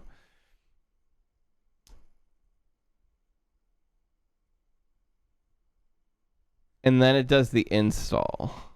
Okay, so we don't need pre-build. So it makes the directory name. It then copies a package.json into that directory as well as to the current workspace.json and to the yarn.lock. And then it chmods right to yarn.lock. It sets the mirror offline. It then does some weird yarn thing. And then it does the yarn install. So yeah, the only thing I'm slightly worried about is I don't know if we can get these values. Because all these values are like a part of the package itself. So we'll have to see. I was going for a junior DevOps role, but they wanted me to move to London as I'm in UK. Oh, interesting. No, just wanted to meet new your clients if you got through training. You can ask for remote. Yeah, you could always ask for remote work. Yeah, I don't think remote is a terrible, argument in the year of 2022, especially with all the stuff that we've had, going on. I honestly don't think that that's bad at all. I'm gonna copy this. The only thing I'm worried about this though, chat, is like these values we're not gonna have, right? Like these values we're not gonna have unless maybe we do like REC, I think. So like package name, all of this, I don't think is gonna work. I think it's gonna fail saying like, I don't know what these values are. But let's give it a shot. So let's do build. Yeah, see it immediately failed. Crap. Okay, so if that's the case, then we need to, for now at least, do quirk library service. Quirk. Oh, actually, could we just do name instead of pname?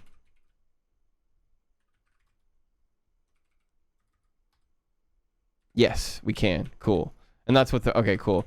So package.json and workspace.json and yarn.lock.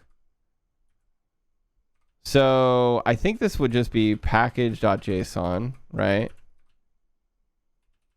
Package, yeah, and then package. Is this the same thing? Workspace.json and package.json. What is workspace.json? Name workspace package built in. Oh, does it like generate that? Oh my god, it does. Oh, this sucks. Okay. So now I have to do I need, yeah, I guess I do, huh? I see why we have that. It's private. It then says the workspace. Yarn.lock, workspace dependency links, yarn install, post install. Huh. Oh, dope. Beautiful. Cool. It would be great if we could just do all of this in post build, which we might do. I don't want to change all of this because a lot of this has such like specific things, like I just want to add to it. And if we go further, I'm going to need to take this workspace.json, like this actually writes a file while it does this and a bunch of other things, and like we just don't really need that yet. Let's figure out if we can see something in post build. Maybe post build is something more that we can do. So yarn post build is what we want to call it. So yarn post build equals like this, and then like this, and then we can say exit one ls-alh, right? So we'll just do that. All right, and then let's build.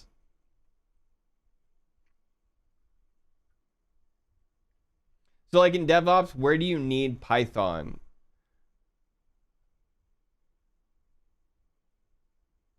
How do I explain this in a way that it makes sense? You don't need anything in DevOps, and you need everything in DevOps. I know that's kind of like what, but it's true. If your company uses Python, then there's a solid chance you might need Python. If your company needs Rust, then there's a solid chance that you'll need Rust. If your company just uses Go for everything, there's a solid chance that you'll just use Go. The things that are similar between companies are, how do all of my developers clone their repositories? How do all of my developers build their code in their pipelines? How do all of my developers download the requirements that they need? This is DevOps. That is DevOps. The technology that you use with it is gratuitous. It really is. DevOps is more doing, technical documents and sitting down and being like, well, what are we trying to solve here? Like, what is our goal, right? And then taking that and iterating it across the company so that everybody knows how to solve that goal the right way, right? Like, that's DevOps a lot more than just technical stuff. Oh. Dude, holy smokes. Yo, Prime, what's up, buddy? Hey, congratulations. Or not congratulations, dude. Happy birthday. Well, congratulations on the 100K and happy birthday, bud. Thank you for the raid. You did not have to do that. Thank you so much. Welcome, everybody from Prime Stream. Hey, it didn't get spoiled this time, too. That's pretty dope. Hello, hello, hello. I hope your birthday's going good, bud. I hope that you get some time, take off, enjoy the family, right? Don't have to just please all of us all day. Go and enjoy yourself and have a good time with your family.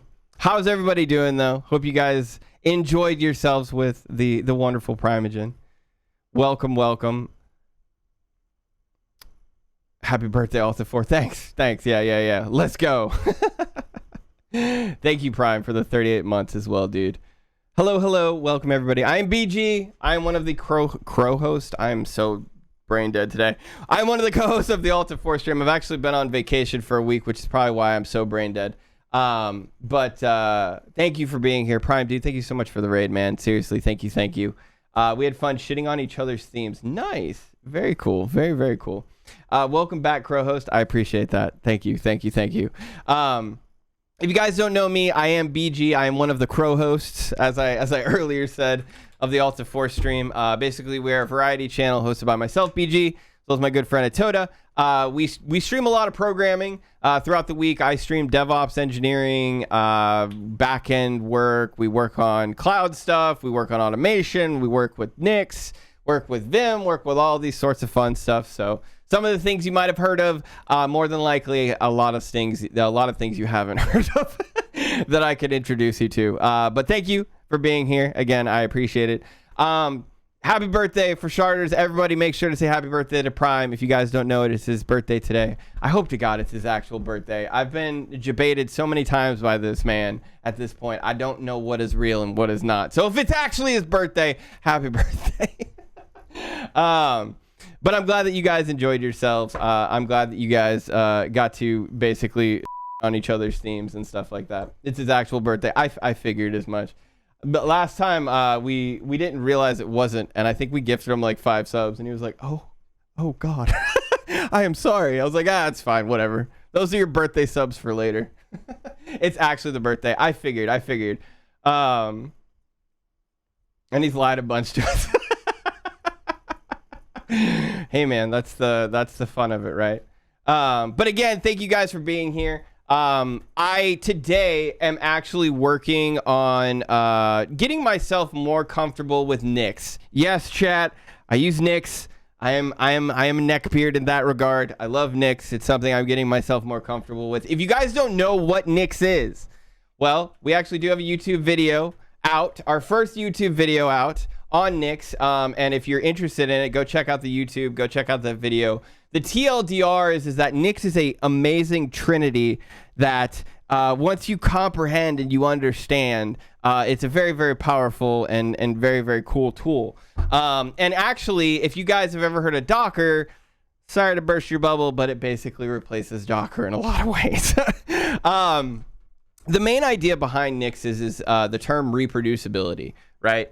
If you've ever built a Docker container before or anything like that, you've noticed that it doesn't always work right at the same time. Now, I've used Docker for almost 8 years now. I've been in the VM world. Again, I'm a DevOps engineer. I've been doing this for quite some time. And Docker, although I have liked it, I've always ran into those type of problems, right? Even Docker, Podman, building images and stuff like that in general becomes very, very, very challenging. And here's why. We'll talk about it. So let's go to what I like to do, which is I like to create charts here, and let's talk a little bit about this through charts. All right. So the idea here is that in a Docker scenario, you have a Docker file, right? And this Docker file then probably has like, a base image, which then has like, repositories that you install from, right? So this Docker file references a base image, which then references repositories. Right. And in your Docker file, you go in, you say, all right, apt-get install or, yum install or alpine APK, whatever your flavor is, this is what you do. Right. Now, when you do this, there's a couple things to note. The first thing is that these repositories that you're installing from in this base image, you're getting it at that point in time for that build. Right. You're getting it at that given time for that point for that build. Now, maybe if you're clever enough, you've gone into your Docker file and you've like pinned stuff and all of that. And again, the YouTube video that I have on this, I recommend go taking a look at it because it helps explain a lot of this a lot better and the problems that we're solving with it. But the main issue, if you've ever ran a Docker file install once and then ran it again and then like something broke, repository's gone or whatever, this is a very common problem with Docker. That is because I am sorry to say it, chat. I'm sorry, Docker. I loved you. We were great. We had great times, but I got to move on. Docker is not reproducible. It is not. It is not. I am sorry. It is not. Docker is not reproducible. Docker is repeatable, meaning that it can take a series of commands and rerun those commands and, hopefully you get the image that you want out of it, right? But it will not reproduce that image the same every time, right? It doesn't have restrictions around what the repository version is, right? Or what version of that base image is. And so this is where Docker really falls short because it's not able to always guarantee that you're getting the exact version. Now, if you've ever, chat, if any of you guys have ever worked with engineering before and you've ever had to deal with like validating how specific a change is, you've probably heard of the term checksum, right? Or SHA-256 checksum, stuff like that, right? We don't really rely on those in any way, shape, or form with Docker. We do from a final build stage. So for example, if I was to go to Docker image ls, right, you'll see these and these are 256 checksums, right? But these are the final output. And do you know what else, chat? If you try rebuilding the same Docker file twice and you do not get the identical 256 checksum, then that means that even if you've got the same image or whatever, thank you for the prime, by the way, Destruction Knight, it doesn't matter. Something has changed and now you have a new checksum in your Docker image that you didn't know about. Docker does not really care about these things, right? Nix does, right? And so the separation between Docker and Nix is really that Docker will take the steps that you want it to do, right? Again, if we go back to like a good old common Docker file, which I have here, right? We've got my base, right? We've got my install of some packages. But look, like this is so common. We do this all the time, right? We do this install, right? But I'm not vendor locking this, right? I'm not doing equals one dot whatever, right? I'm not doing, and I could, sure I could, but even that doesn't guarantee that I'm going to get the exact same thing, you know, over and over and over again. That is, again, this isn't something that Docker immediately, you know, just says, okay, we're going to make this our concern. Docker says, well, if you want it to be that way, you can. Yeah, so this is really the problem we're trying to solve. And again, a lot of this other stuff is pretty straightforward, right? Like copying lib, copying entry point, all of that stuff. But we really want to make sure that you have complete reproducibility. Now I see people in chat going, oh, wait, hold on, hang on. If you did everything exactly right, you could absolutely do that. You can, yes, you're not wrong. You totally can do that. But hang on a second, guys.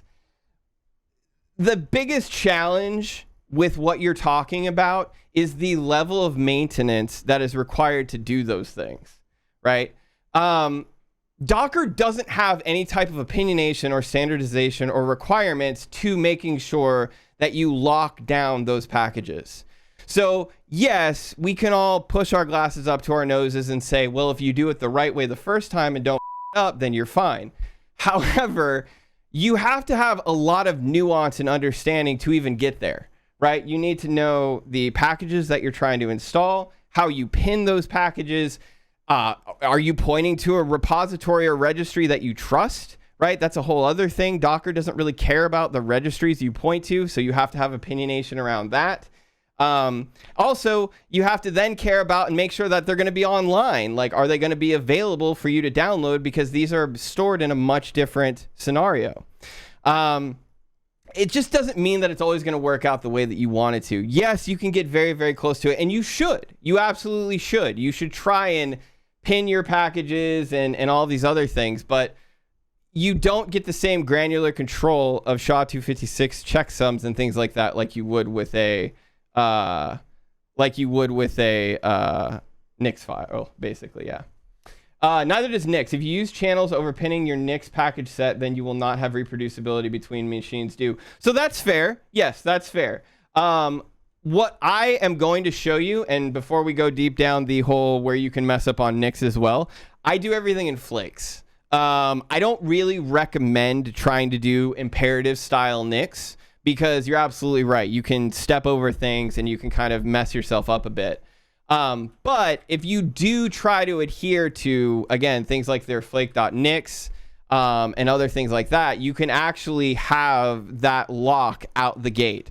So for example, you're right. Like if I'm not using if I'm just using a natural channel, then sure, I don't have any kind of lock around that. But if I use a flake, my lock file is already updated. And you'll notice with Nix packages unstable, right? And then I even have the revision of the repository for all of my packages and the SHA version, the date it was last modified, and all of that. So I'm always going to I'm always going to build install packages and all of that stuff against this. So you're not wrong. You can easily mess up in Nix as well. However, the mechanisms are there so that you don't have to if you don't want to.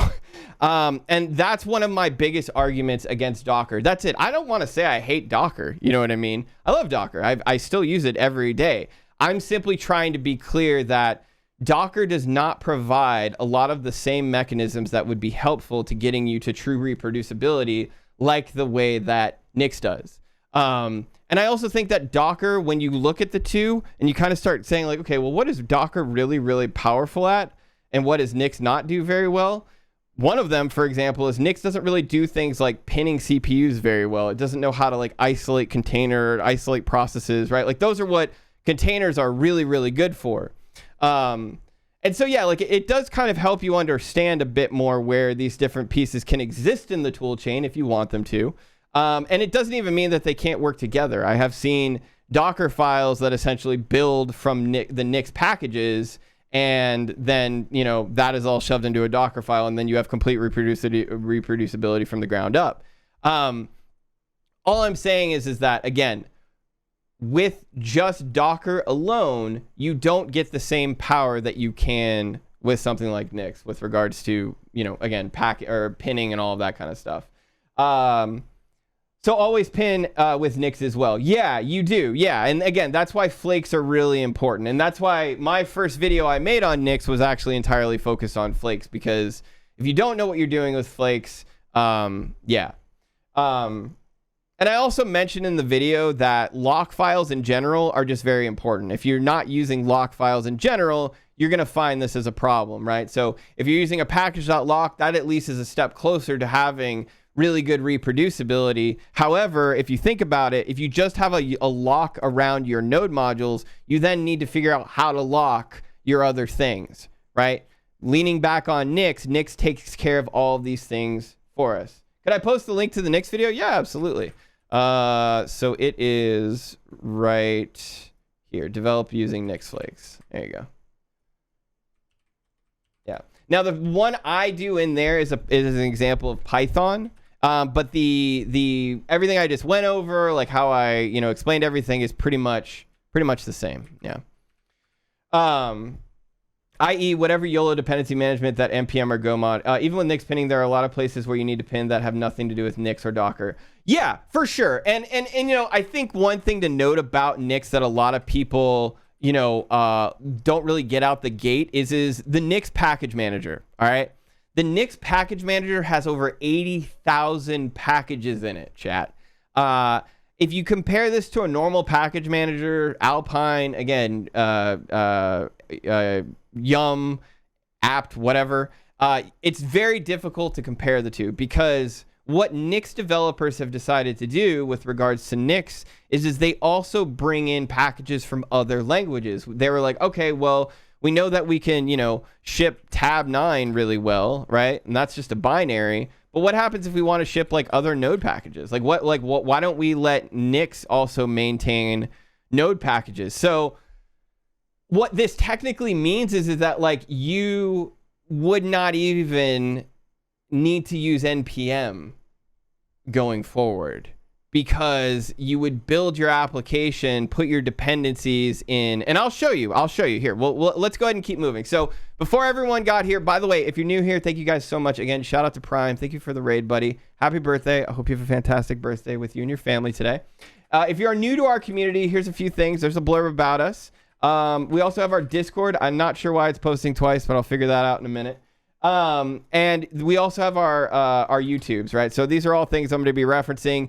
Big thing, if you join our Discord, we have a fantastic community full around Nix. We're trying to grow it. We have our Nix Trinity channel. If you have questions around Nix, we also have people who are much, much smarter than I am with it. You guys are welcome to ask. And this is something that, you know, I really believe in. I know it's going to take a long time. I want to try and educate everyone about Nix the best I can. So, yeah, feel free to stick around. What is your distro? It's Nix, baby. There you go. I use Nix. Okay, so let's go ahead and hop into this flake a bit further. Now, like I said, in the video, I really do explain like all of this. So let's go ahead and jump forward to the yarn side of it, or basically the node side of it. Now, what I'm trying to do is I'm trying to build a private package with Nix that is actually a node module that I want to use with Nix somewhere else. I just told you that Nix has over 80,000 packages. Yes, more than Alpine. I think did they say Alpine? Yeah, or R. Yeah, AUR. Yeah. And so, excuse me. What we can do is we can even tell Nix, hey, we want node packages to install. And that's what I want to do here is I want to make a flake out of this package so that I can use it as a Nix package and not actually using npm anymore. And we're going to try and see basically if we can completely Nix this project. Now, I was using before this, if we go back, let's go to, what was it? Yarn to Nix. There are tools out there that help you kind of get started with Nix, especially with like different languages and whatnot. One of them is called Yarn to Nix. And Yarn to Nix is basically a nice little helper tool that enables you to take a Yarn file and translate it to a Nix file. So essentially what I could do is if I do like yarn install, right, and then I do yarn to Nix like this, it's going to take my yarn.lock file and my installed packages, and it's going to generate a yarn.nix file. And if you look here, look at that. It's all of the packages that I need to. And look at this, SHA-256. This is the like, again, I understand the comparisons between Docker or all of these other things. Let me I'll kick the bot really quickly. I'm not too sure why it's going more than once. I'll kick that really quickly. I understand that you can get close, if not probably as close with Docker, as you can with stuff like this. But like, just the requirements that Nix has for, is this the package I need? Where it always guarantees it has a SHA-512 or SHA-256 and things like that. Like, and you just get that. You get that out of the box. It's just something I really like about Nix. Again, I don't want to necessarily compare Docker one to the other, except for just trying to show like which ones get benefit and where you get them. I do like that though. I like that a lot. Let me go ahead and hold on. Deployment. 1 second, chat. Hang on. Deployments. Let's go to on-prem and Twitch. Hang on. I'm going to kick the on-prem Twitch bot really quickly here. Today. What? Oh, it's still there. Okay. Let's wait till that goes away. Hang on, chat.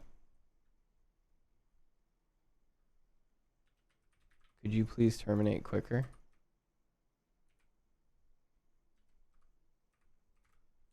All right. Oh, interesting. All right, we'll get rid of the old fast. Oh, there it goes. Okay. Go away, man. I know, right? There we go. Fixed. Okay, yeah, the other bot somehow like opened up a whole bunch of connections. Okay. So with this first approach to Nix, it's keep in mind that you just import Nix packages from a specific Git commit. The main point of Flakes is to have a standardized way of publishing packages without having to make PR to Nix packages. Yeah, that's true. Yeah, that's definitely true as well. So you could pin before Flakes. True. Yeah, you definitely could. You could as well. Yeah. I am using Flakes more often because I also really like their portability. Yeah, I don't know. I've just become a lot more interested in Flakes. So, somebody asked earlier, do I manage my dot files with Nix? I do. Yeah, I actually do. So if you do ! Dot files in chat, the first one is a video I made on how to automate your dot files using Ansible. And then the second is actually the repository for my Nix one. And if you go into it, you can actually see like, this is my Flake with like all of my different configurations and stuff. So I actually do manage my system as well with Nix. So like I said, in a normal Yarn scenario or in a normal, node package scenario, you just do like Yarn install, and then you'd have everything that you need. Because we're going to try and use like Yarn to Nix here, that's where we're actually taking our packages that were installed with Yarn and then translating them to Nix like we've got here. If we go back into our flake.nix now and we look at the configuration, we can see like there's the name, package.json, yarn lock, yarn Nix, and then yarn post build. And the challenge here is Nix has really good tooling around everything it builds. Like, as a matter of fact, if you wanted to, if we go Nix Flake template, right? To show you how easy it is to work with other languages. Like if we go to Rust, for example, right? And we look at the Flake here, it's very simple, right? We've got a couple of inputs, right? Nix packages master, Flake utils, and then a Nix community package. And then we really just say, hey, we want to make a package from the current directory, and then we can shove that package into an application or into a dev shell, right? And what's nice about this is this is literally all you need. And it is, yeah, you're not wrong. For some programs, it can be very difficult. 99%, well, I don't want to say 90%. I'd say like 75% of them, simple ones. Yeah, exactly. Yeah. So Control Squid, I'm with you on that one. It is a bit of a catch of the draw. It depends on like how complex your application is and stuff like that. Like for us, if we just do this, let me show you what it does. All right. So we're going to build it. Oops. Build. There we go. And as a matter of fact, I've already built this, so we can do Nix build help. Nix build. I think it's just rebuild, right?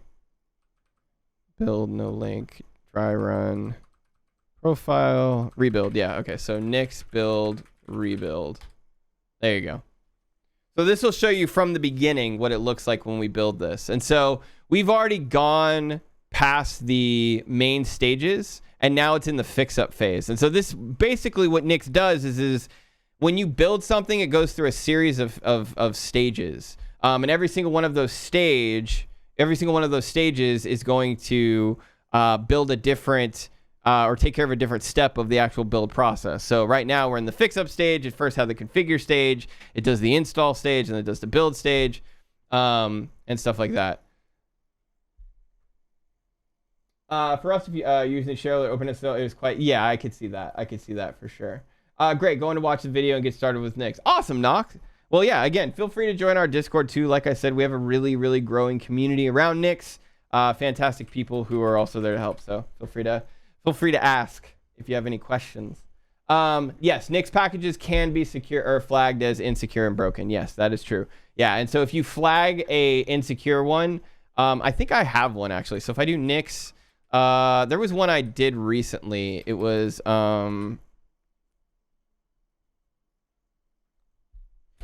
I think it was Vim util or Vim plugins get signs maybe. No, okay. But yeah, essentially if you mark a package as broken, it will be flagged, and the package manager will be like, hey, no, I'm not going to install this because it's been flagged.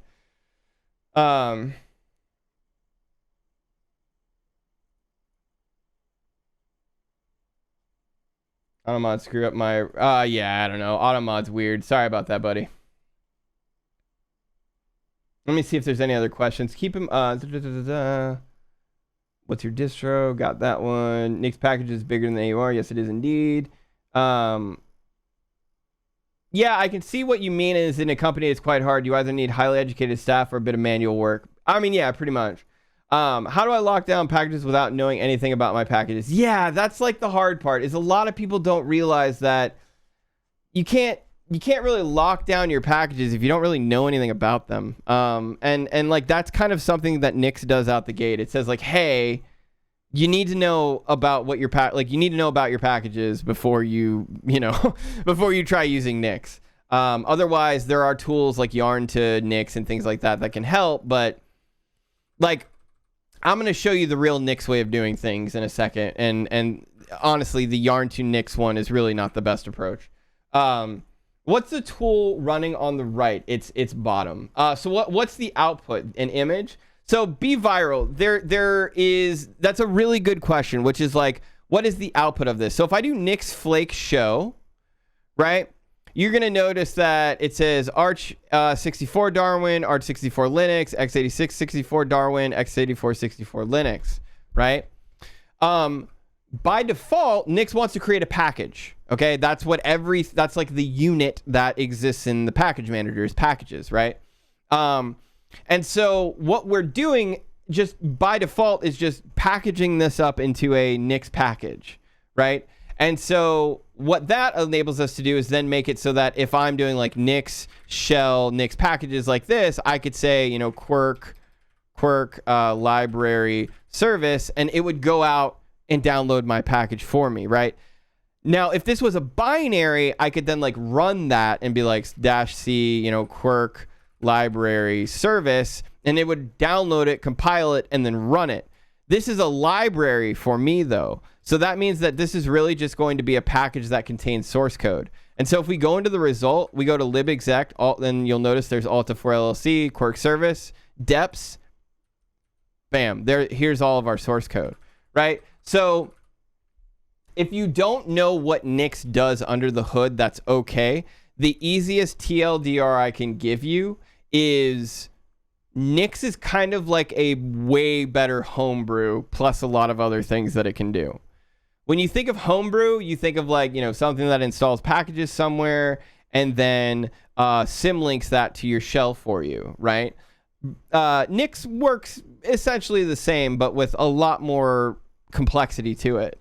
When you use Nix, it has a store that exists on your computer that everything is pointed to, right? I told you earlier that my configuration is actually managed by Nix. And so if we go into like .config, I don't know, neovim, right? If I do ls-alh, look at where my init.vim is actually symlinked to, right? So init.vim is actually symlinked to Nix store 42 home manager files config nvim init.vim, right?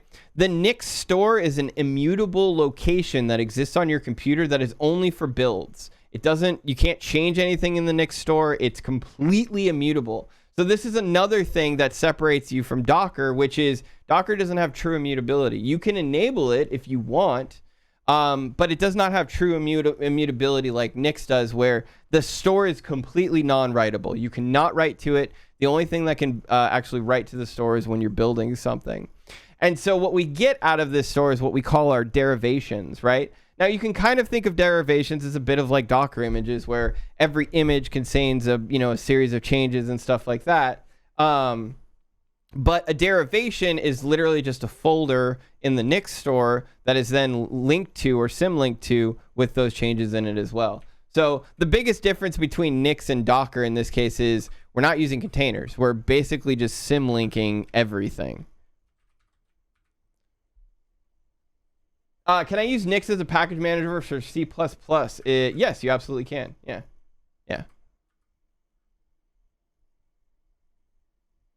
Your Nix packages, EBN. Yo, thank you for hanging out, man. Seriously, I'm glad to see another Nix user. I like that. I like that a lot. Please feel free to join the Discord too, man.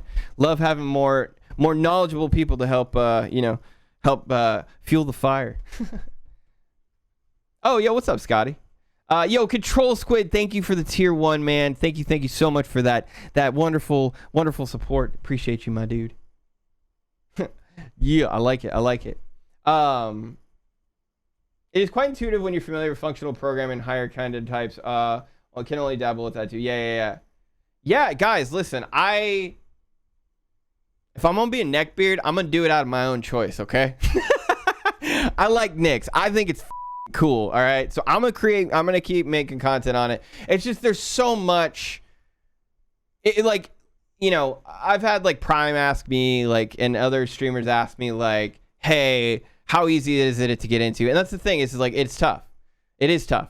I'm hoping, I've got 5 YouTube videos planned for the next 5 videos. 3 of them are Nix videos. So I'm praying, by the way, subscribe, chat, please subscribe to our brand new little baby channel. I'm hoping that with time we can get some serious momentum. He just asked.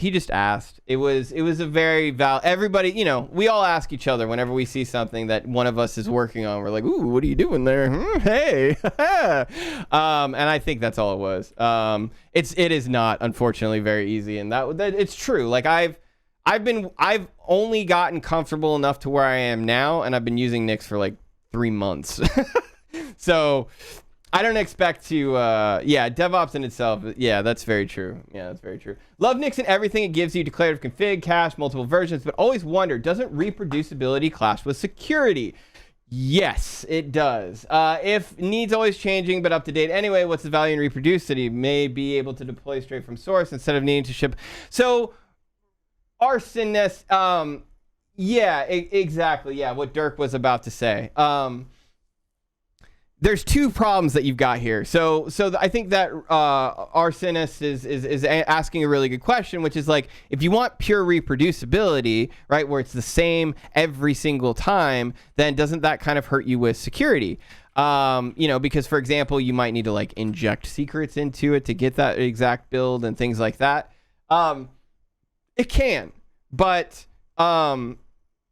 yeah, what I kind of agree with what Dirk is saying is that if you have really good separations where, you build your application in a way where those don't impact the reproducibility of the service, right? Configuration or things like that, then you can get past that, I think, a lot easier.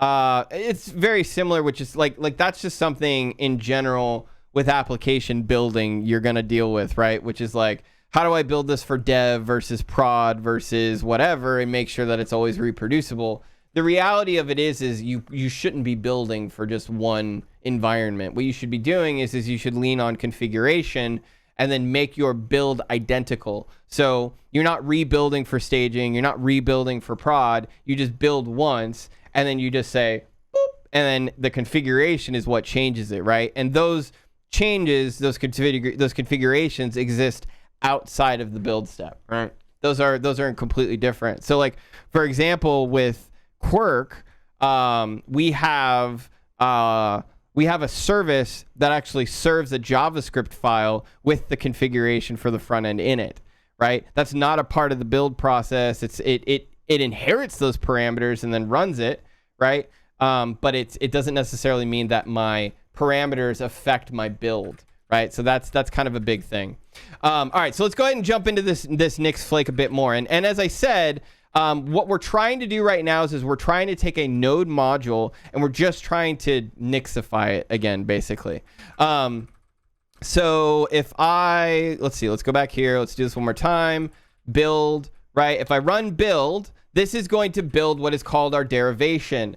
You can kind of think of your derivation as the same thing as like your image in Docker, right? It's the final piece that you build that you can then reuse. And the nice thing about derivations is they're really just like objects essentially that you can use in other places too. So just like with Docker and images where you can like import base images, you can also like inherit derivations that have completely separate stuff. So let's see here. May not be deterministic. Output service defers. Okay, so we've got something wrong here saying that it may not be deterministic, but that's a little interesting. I wonder maybe, let's see here. Maybe I didn't maybe like my yarn.lock's not updated or something. Okay, so let's see why this doesn't like this. So yarn to Nix, and then let's try this one more time. Let's do this. Okay, that built immediately. Okay, cool. So I just wasn't targeting the right thing. All right, so if we go back here, again, like I said, if we go into depths, we can see here's all of our files. The problem with this is we're not getting this in JavaScript. We're getting this in TypeScript. And we have to use yarn to Nix here. As I said before, you don't need to use NPM with Nix. It really just kind of happens, or it really is just kind of managed entirely by Nix. So if we wanted to, right, we could make it so that is not necessarily the case. But we're going to have to do what's called just make a normal standard derivation with it. We can't use like make yarn package or anything like this anymore. And so what we're going to want to do now is we're going to just say make derivation, right? And we're going to go to Nix pills.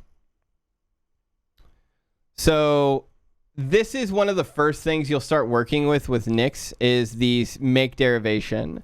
And the idea behind it is that you're going to make or build something and you're going to use all of these different phases to do it. So like depths, build, depths, build, propagated, right? All of these other steps and things like that to do it. Everything standard in the setup file. Okay, cool. So I just want like a simple example I can give you guys. So standard environment. Make derivation, yeah. build inputs. Okay, so this is kind of where we can start doing this. So what we're going to do is we're going to get rid of all of this. We're not going to use any of this anymore. And we're going to say standard env make derivation. So let's do, I don't remember if it's just make derivation like this, or is this right? Nix Flake show. Okay, so no. So maybe it's just system or stdenv self.std. Wait, no. I can never remember how to access some of these things. Nope. Shoot. Let's do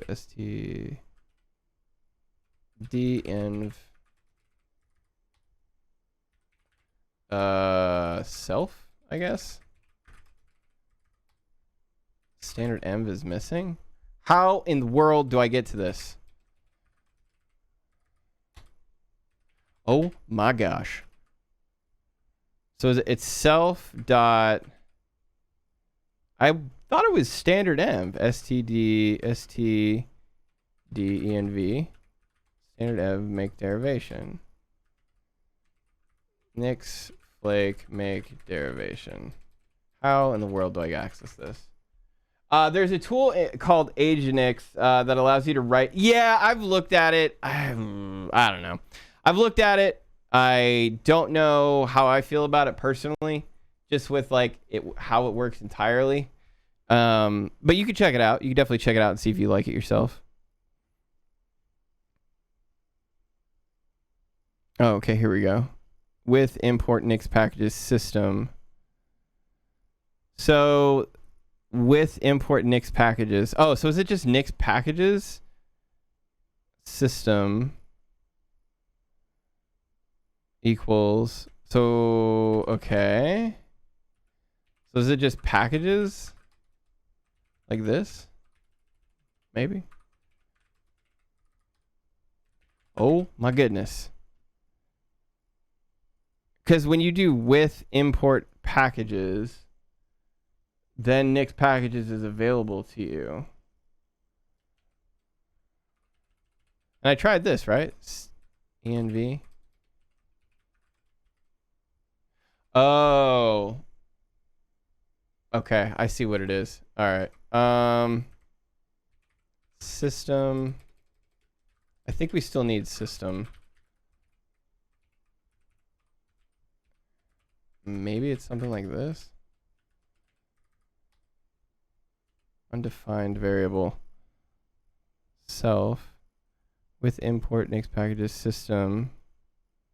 All right, let's try this actually. I think I can use this by itself. Paste this in, and then we'll say that this is default, right? Like that. This needs to be inside the lambda you give for all systems.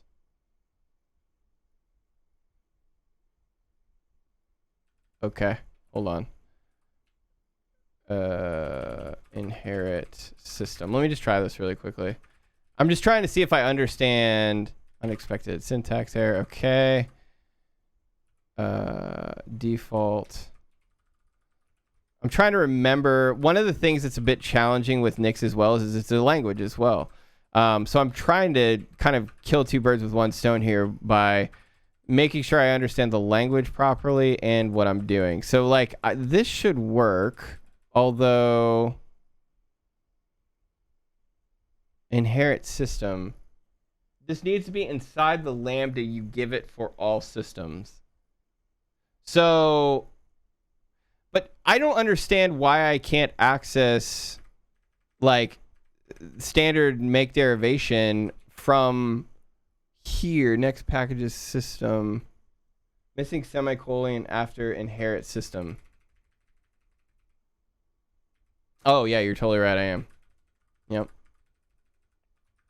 Okay. Build phase, install phase. We'll get rid of these and we'll just be like echo install, right? And then echo build. build.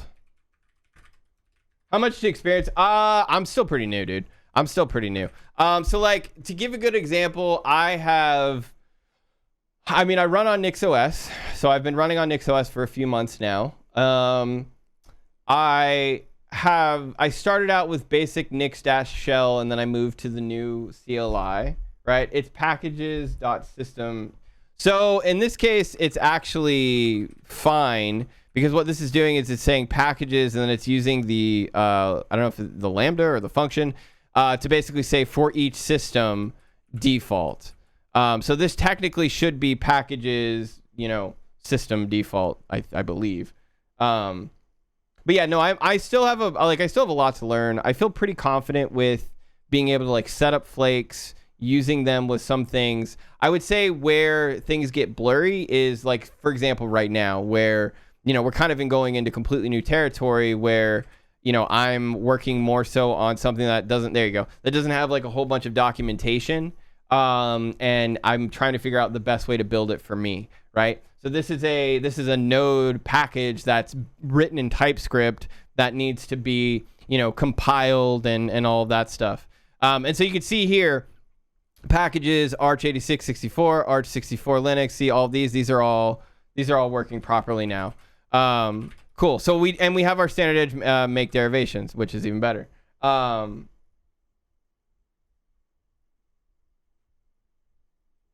I am aware of the Nix REPL. Yeah. I need to use it more, though. You're absolutely right. I should be using that more. My friend is an SRA, and he has a problem with manager. He called in 60 times and got pipped for a tenant. Wait, hold on. Is that a joke, or was that... So my friend is an SRA and has problems with... he has a problem with his manager. He called in sick 2 times and got... Oh, I thought you were making a pip joke. I see what you're saying. For attendance and participation.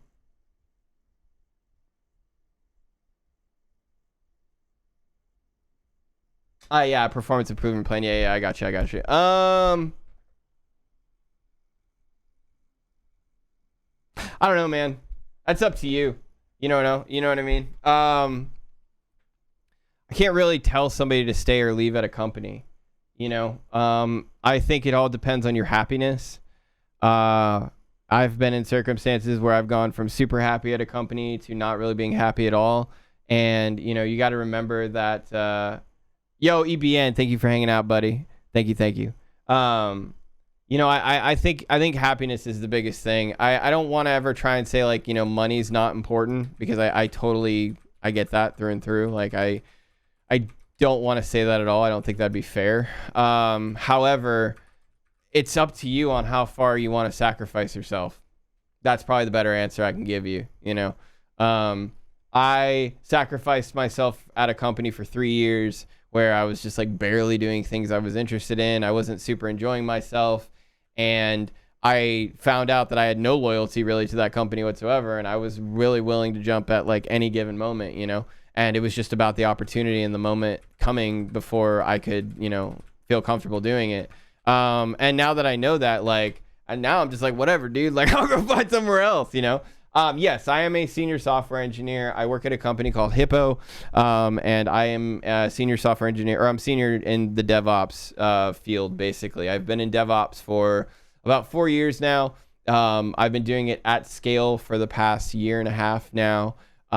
And yeah, I've done a lot, man. I started out in front end, working in React and, all that good stuff, PHP back in the day. Realized I wasn't that big of a fan of front end and wanted to do something different. So, I moved towards back end, fell in love with that a bit more, building back end systems and things like that. Like I was like, okay, this is pretty cool, and then going from there, it just kept, growing interest and growing and stuff like that until I got to where I am today. I didn't know I was going to be in DevOps. I had no idea. I wasn't trying to be in DevOps from the beginning.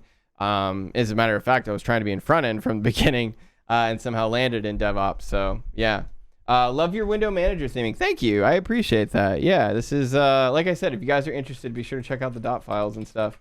But yeah, no, I think make sure you're if happiness is just getting to a point where you're making enough money to where you don't have to care about things, you can enjoy your life and do all that, then do that. I think that is, happiness is what you decided to be. So if your friend, like, I guess the easiest way to put it, Sin City, is if your friend feels like he needs to leave, he needs to make sure, or she or they need to make sure that they give themselves the opportunity to explore that.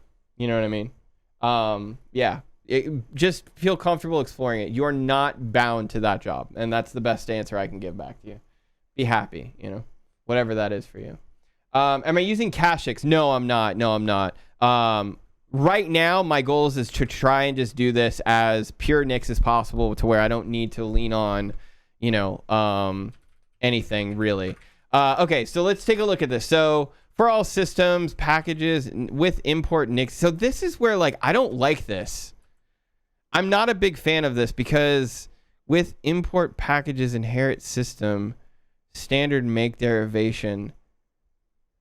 So is this just Nix packages? Like, where is standard make derivation actually located? Like, do I have to do this weird import? Because, like, I'm already importing it here. This is kind of why I'm like, I don't know if we need to be doing this. Otherwise, is it just self.make derivation? Self. No, I already did that. Yeah, I already did that. Whatever. We'll leave that for now, but I guess all I'm trying to say, chat, is I don't know if we need this. Like, I don't know, and technically, like, this is all in one line. Like, this is how this is supposed to kind of look. So we're saying with import Nix packages, inherit system. So at this point, we have... And this is Nix packages up here. Okay, maybe this is fine. Maybe this is fine. All right, let's keep moving forward. Okay, so let's try this. Let's just try building with this. Failed to produce out. Show. Okay. Is someone using C-Lion with Nix for remote development? Not sure on that one. I don't really work with C-Lion that much. By the way, thank you guys for all the new follows. I appreciate that. So we need to figure out, so we've got name, source, build phase, and install phase. So let's go back to Flake. Name, source, self. Can we just do this?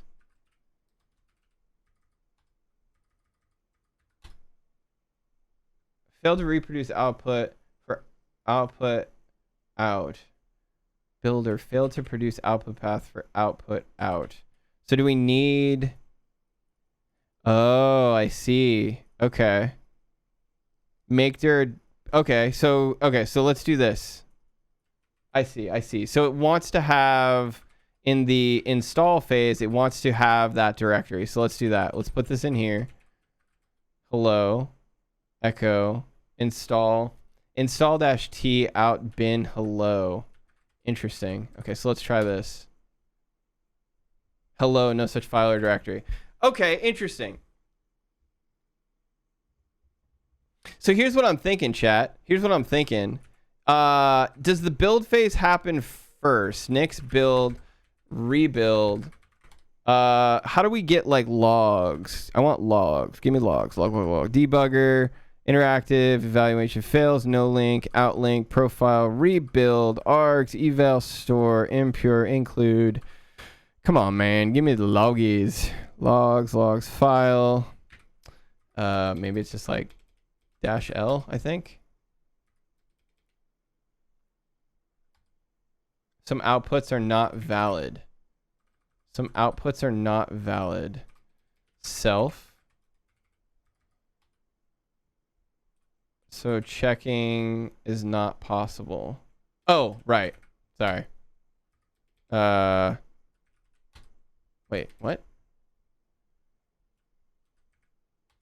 Some outputs are not valid, so checking is not possible. What is not valid? Make dir out bin hello. What if we do this? What if we just say touch hello? Let me try this again.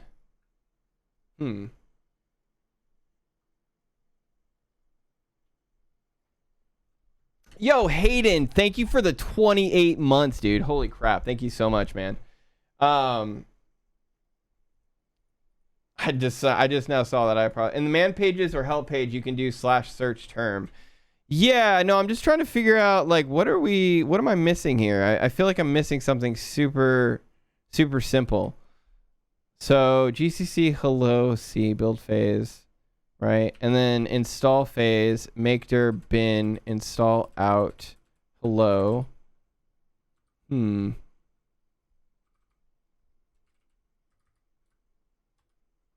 Let's here, we'll not do rebuild. We'll just do this. Okay, so if we go to result, bin hello. Okay, cool. Yeah, got it. Okay, cool. We're good.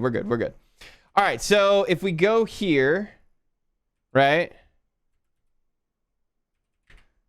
Okay, so this is actually really good, bro. This is really good. Okay, so this means that we are like yo, Ending with Ali. How's it going? Hello. Shout out to Ending with Ali. How was your stream? How are you?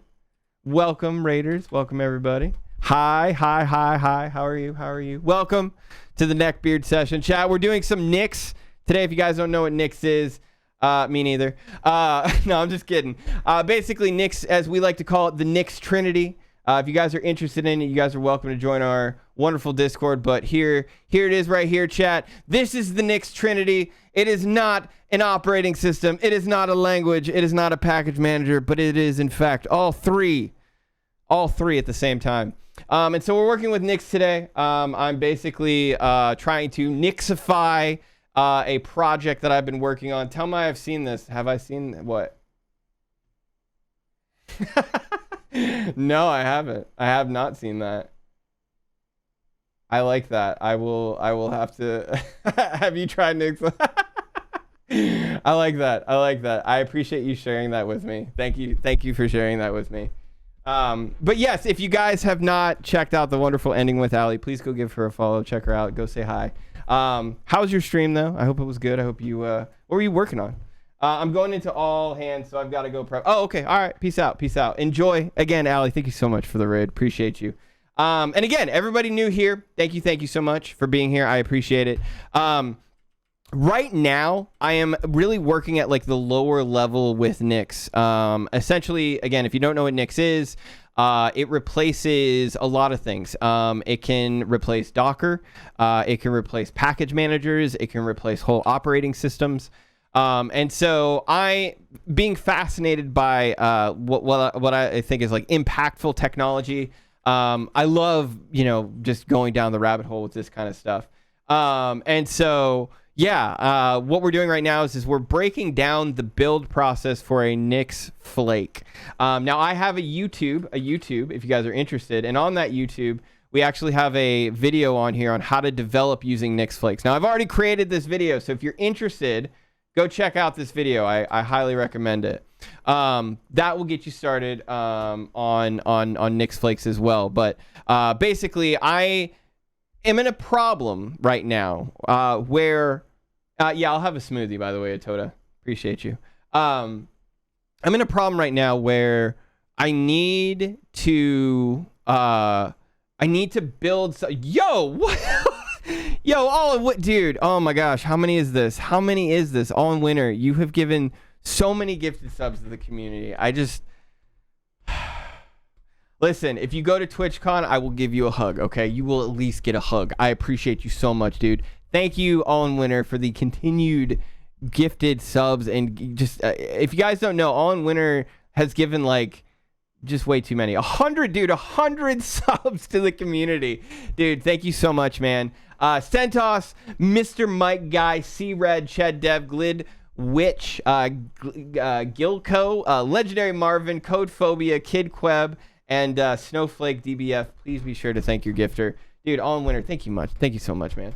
Okay, that is an additional motivation. Oh, I'm motivated, man. I'm definitely motivated. I got fire under my ass. Do something, idiot. I will. I'm sorry. Thank you, dude. Thank you so much for the 10 gifted subs. That's I'll give him a hug too. Yeah, all in winter, Atoda will give you a hug as well at TwitchCon. Oh, that's additional motivation for you. Oh, okay. Dude, keep motivating yourself. You can motivate yourself by giving us money all the day. You are more than welcome to do that all day long, my friend. No, I'm just kidding. Thank you so much, man. And again, if you got a gifted sub, please be sure to thank All in Winter.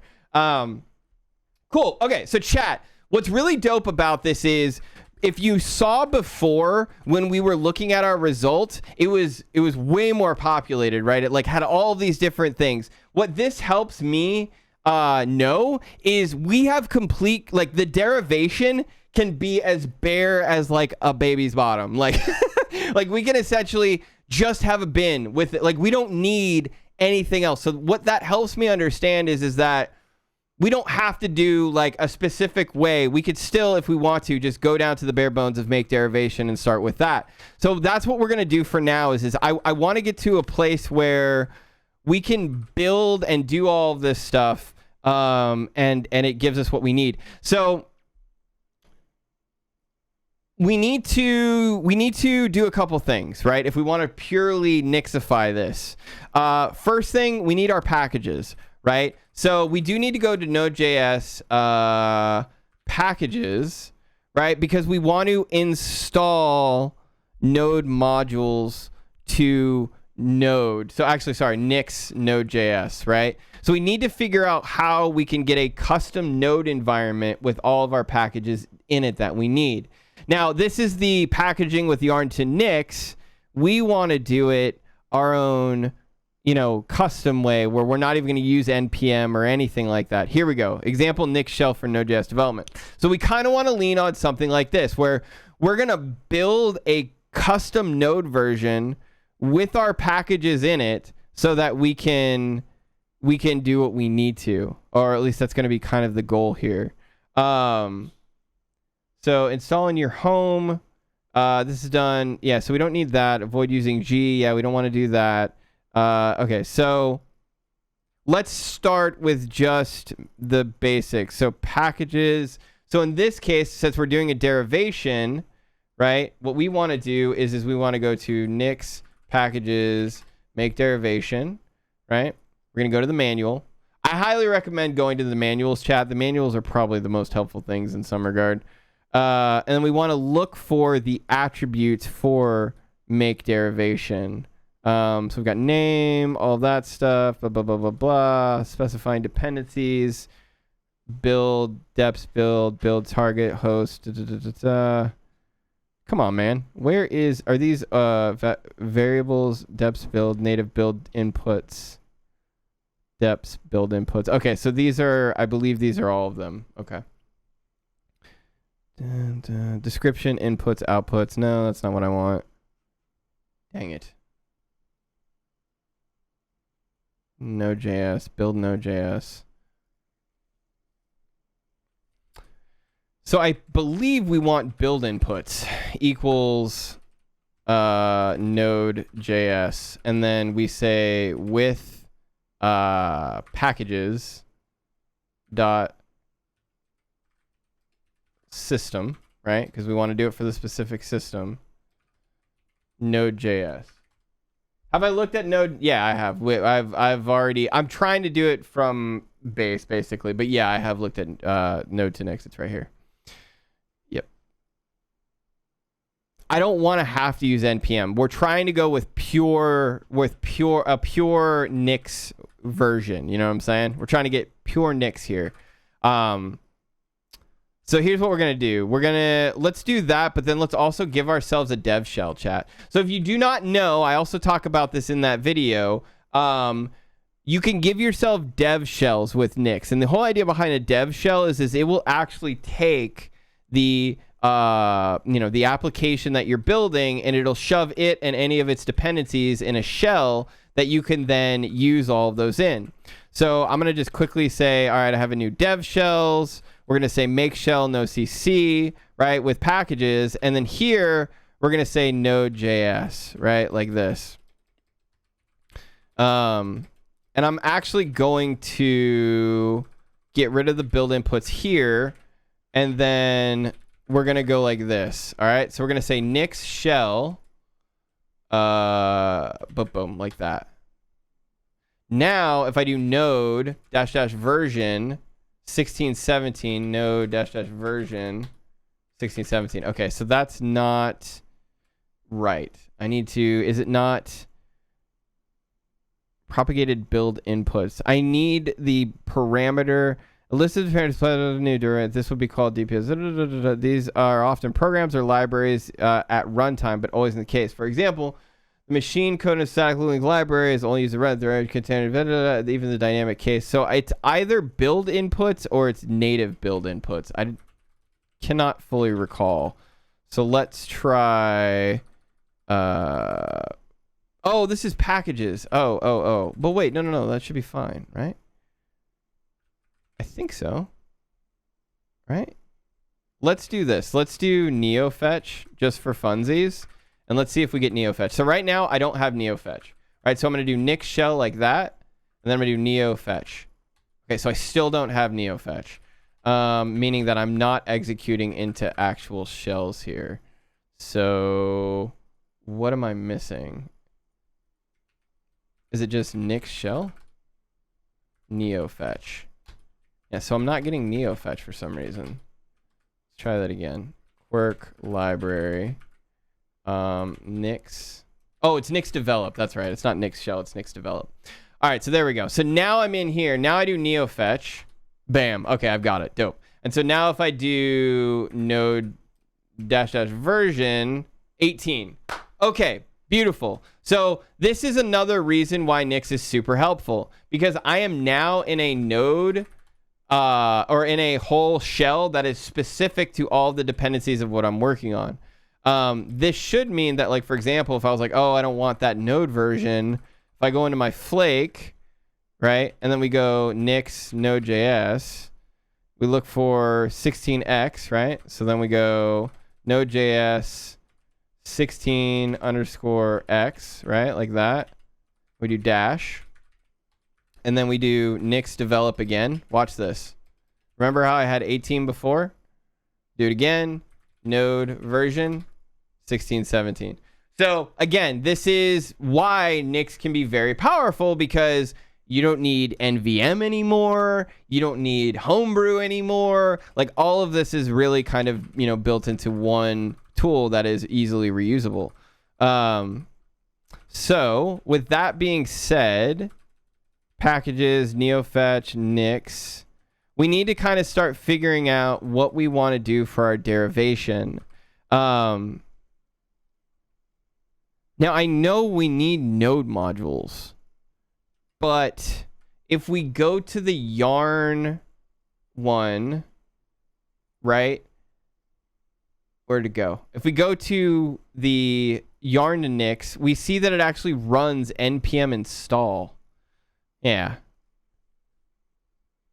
Here, yarn install. But we don't want that. What we want is we want to grab all of our node modules from Nix, the Nix package manager. So here, let's try something else. Let's do a little bit more experimentation here. So we know that in our dev shell, we've got Node.js 16 and we've got neofetch. Let's get rid of this, right? And I want to do something else. I want to actually move this here, and then the packages is now going to be self.packages.system.default. And the reason why I want to do that is because I really want all of my dependencies and everything here in my package, right? And what's going to happen is my dev shell will get populated from everything, so that essentially my dev shell has everything that it needs from packages as well as the final output. So I should be able to do Nix develop now, a set package. Oh, yeah. My bad. This needs to be like this. And then there we go. So now I should have a, like in this, I should have there, my actual complete derivation. Okay, so we're getting a little bit further. Like, I'm not too mad at this. There's still like, try inputs from to will give you all give you all dependencies. Where are you seeing the documentation on that? Just so that I'm curious. Inputs from to. Phil, do you use Nix? Are you a fellow Nixer, my friend?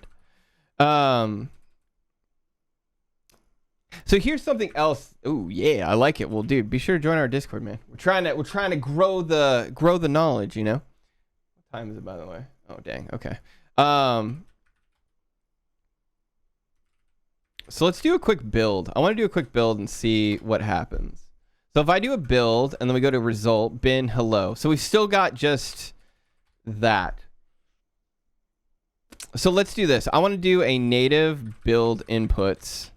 And here we're going to say with packages system, right?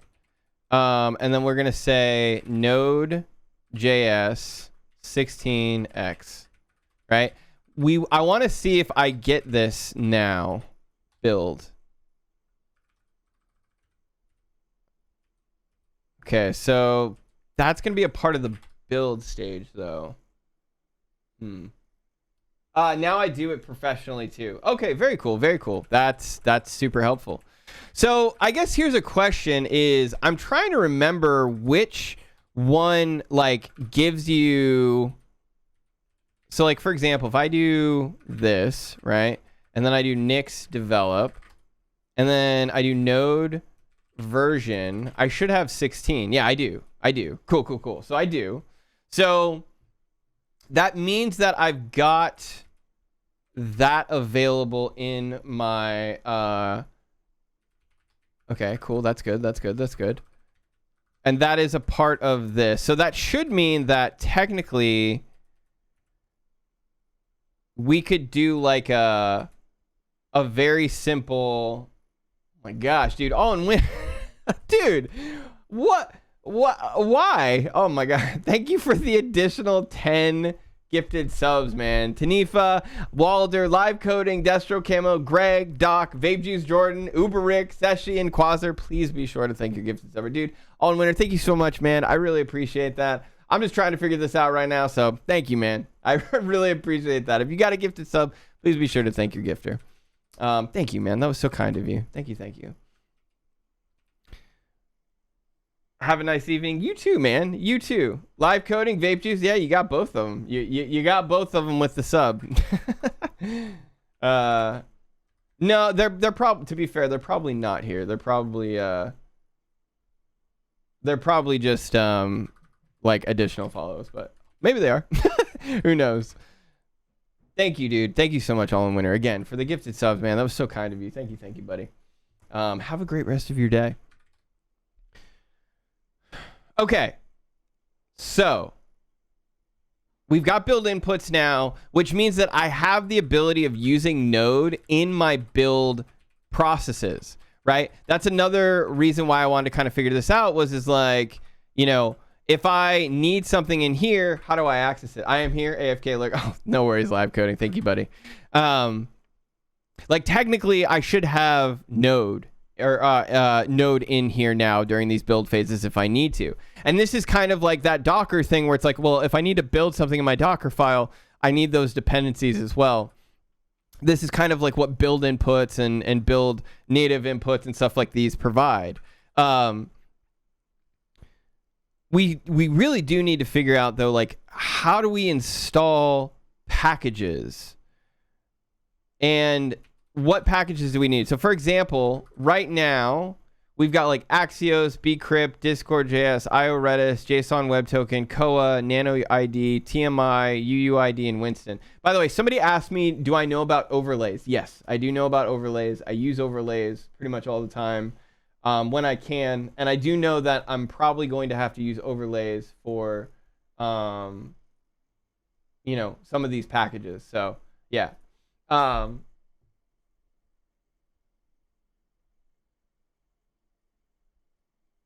Always curious about places adopting it, since it's such a big change. It is. It really is a big change.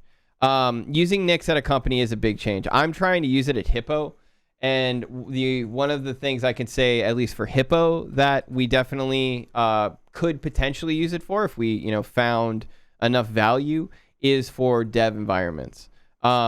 making it so that people could just do what Agile was even talking about earlier, cloning down a flake that has like everything you want in it, and then just running those dev shells. Those could be really powerful for us, really valuable, because right now we kind of only use Docker for that. And as I mentioned before, Docker is great for repeatability, but it's not really great for reproducibility. Hello, everyone. First-time viewer. Look forward to many more. Currently a junior software engineer at a private equity fund after graduating college. Look forward to interacting with you all. Yo, Fort Collins Live, thank you so much for hanging out. I appreciate that. Welcome. Be sure to check out our wonderful Discord as well if you haven't. And yeah, be a part of the conversation, man. Okay, so we're getting a little bit closer. We've got our Node.js build input now. And we've got like kind of our build phases set up. We really still don't fully know how to get like, again, if you look at it from a node, like from their perspective, they just run an npm install, but like, is that really what we want to do? You know what I mean? Like, is that really like, yeah, look at their build phase. Their build phase is make some DIRs, set up yarn config, do the yarn install, all of that.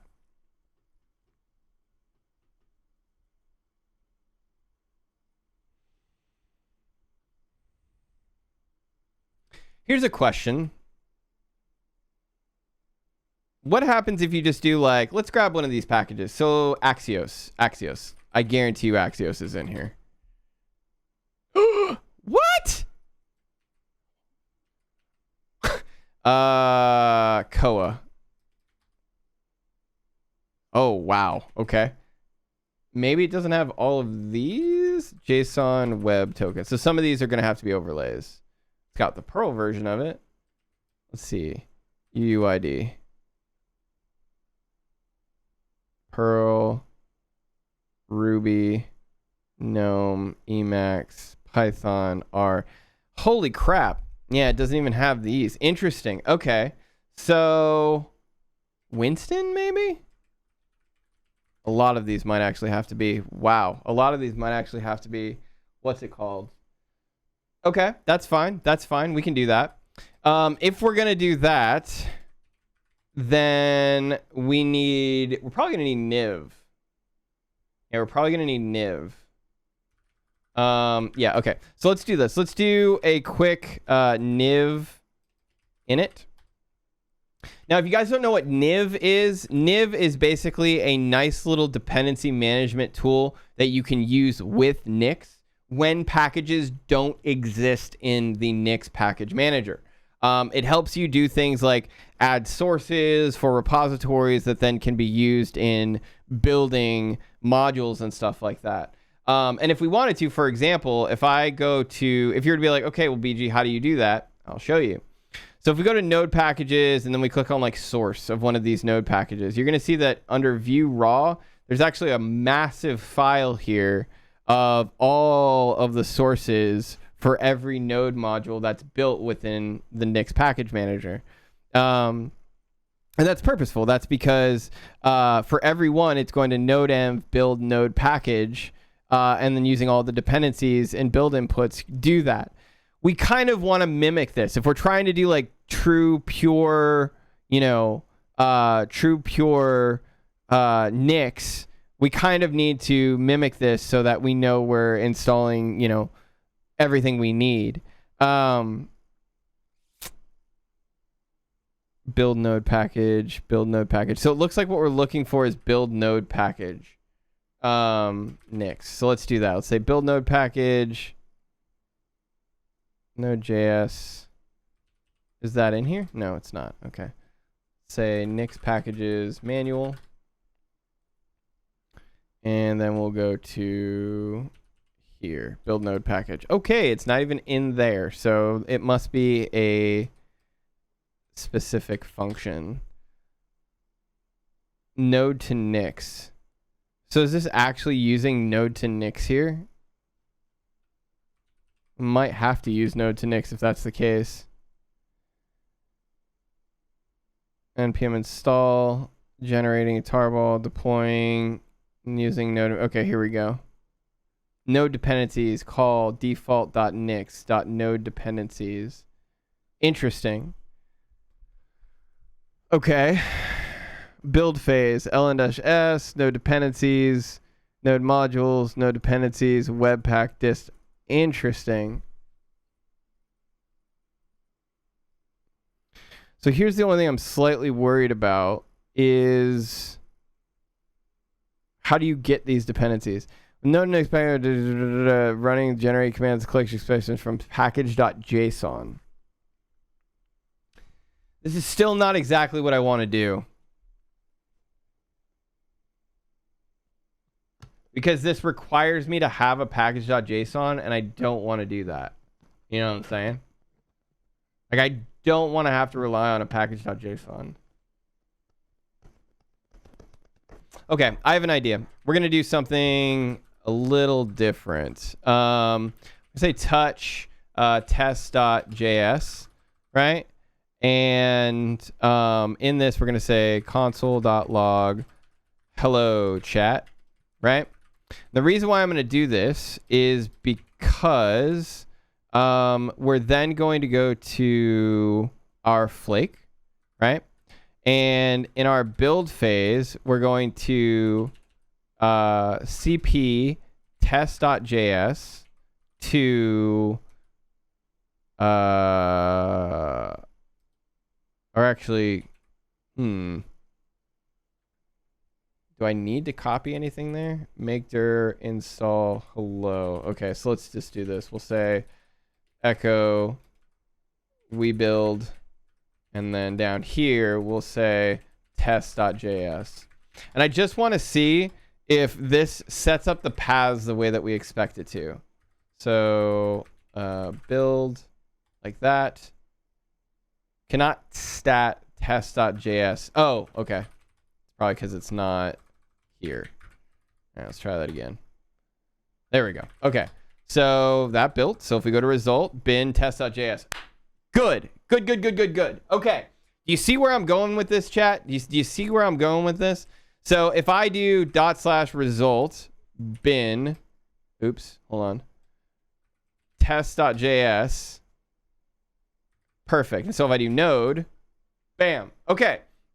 What does this mean? This means that we're getting somewhere with our packaging, right? You'll see here that I have a test.js here, right? And if we go into my flake.nix, you'll see that I have my build inputs, node, and then this, right? So I think what is interesting is we need to make a wrapper thing. Nix shell call package build webpack sort crp or cp-r dist out.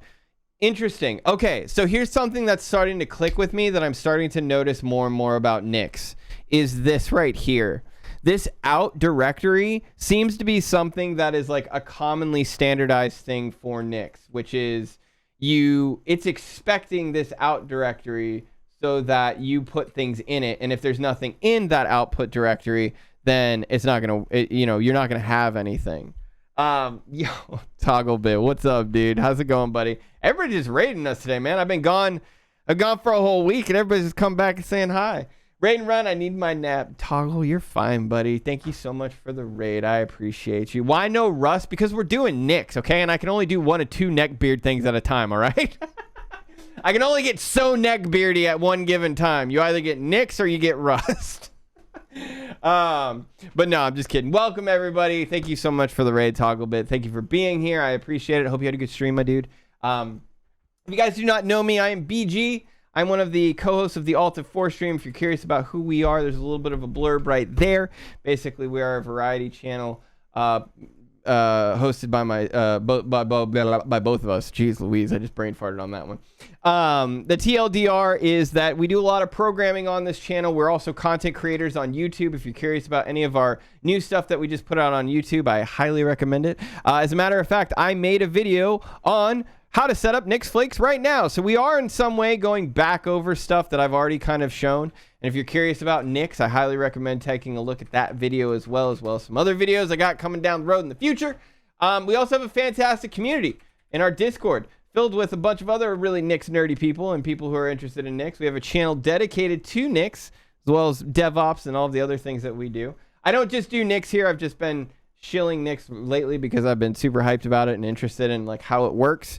And yeah, it's something that really interests me. But I do work in DevOps. I'm a senior software engineer working in DevOps. I've been in DevOps for the past 4 years. If you have any questions about DevOps or anything like that, feel free to let me know. Rewrite Nix and Rust. Yeah, exactly. If you guys do not know what Nix is, the TLDR, if you go into our Discord and you click on that sweet Nix Trinity channel, you'll see a pinned message that is the Nix Trinity, the declarative Trinity, chat. Basically, Nix is not an operating system. It is not a language. It is not a package manager. It is all three of these things. And I will actually be putting a video out soon on a bit more of like an explanation of all of these. But the TLDR is that at one point, at one given time, developers came together and said, hey, we really want to try and solve how we package things, how we build things, how we ship things, having really good reproducibility around that and all of that kind of stuff. And through that came the wonderful birth of Nix. Today, I am working on getting comfortable with what they call derivations. This sounds complicated, but it's really not as much as it sounds. The TLDR is like with Docker, you have images, right? Those are your change sets that you have for every time that you build something and you want to ship it, right? Nix is essentially the same, except for it has derivations. And these derivations are every type of change set that you have. And so right now I'm working on building my application. Thank you for the follow, by the way. I'm working on building my application in Nix using a derivation. And so you can see here, standard env make derivation. There's a lot of other things to Nix, so I highly recommend you checking out the YouTube video that I linked. But the TLDR right now is we're working on something that essentially in a lot of ways could replace something like Docker or other things in our build chain. Our build tool set to help, with the whole build process. So right now what I'm trying to do is I'm trying to just make a very simple derivation with a pre-made test.js file that I can build and run. So right now you'll see that I have a test.js file and you'll see hello chat like that, right? Nice.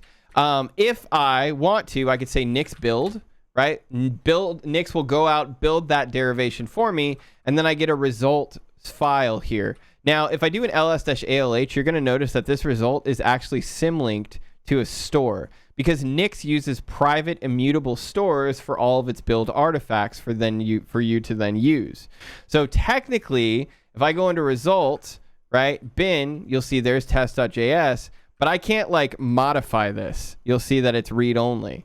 Right? That's because Nix does everything immutably and then it symlinks those things for you. So if I wanted to test to see if this works, I could say node result bin test.js and then there you go. There's hello chat. Now, this isn't even the most ideal scenario for us because technically what we'd much rather do is we'd much rather run this kind of like as a binary. Now, I've done this before and I know you can do this with Nix. And it's essentially called a Nix wrapper, where you wrap the application around Nix so that it knows how to start, kind of like as if it were a binary. I don't know if I'm going to be able to do that just yet. I don't know if we're there just yet, but we do have the ability of at least packaging it the way that we want to, so that's good.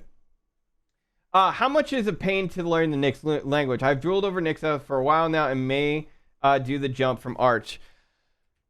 I mean, it's the first thing you want to learn. It really is. I am going to be putting out a video here soon on it, actually on the language, the operating system, and the package manager. Like I'm going to be going through all of them.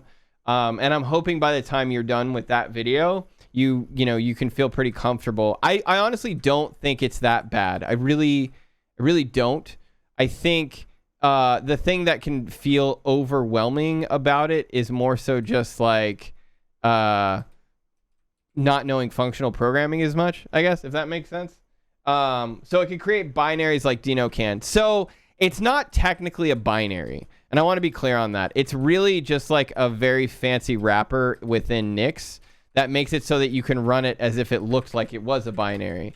And so, for example, what you could do is you could just say like result test like this, and then it would run, you know, with the node executable and all of that stuff.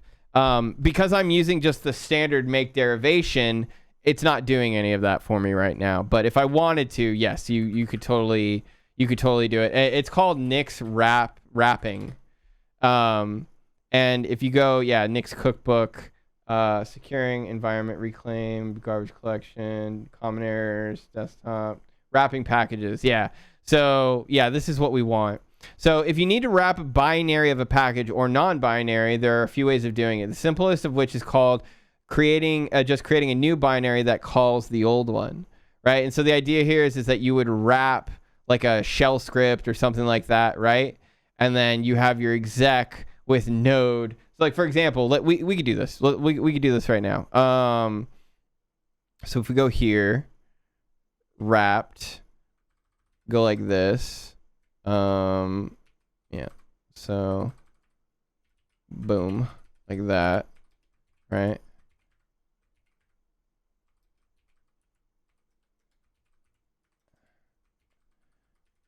Now this is doing packages hello. Yeah, I'd actually have to build this out. So packages write shell script bin packages hello. And then similar symlink join. Oh, okay, here we go. Build inputs, make wrapper. If you prefer not to have every file symlinked and have a cleaner result, the following is also possible. Yeah, and so this will like make a directory, link all of the tools, create a new bin, ln-ls the bin, make a wrapper, and all that stuff. Yeah.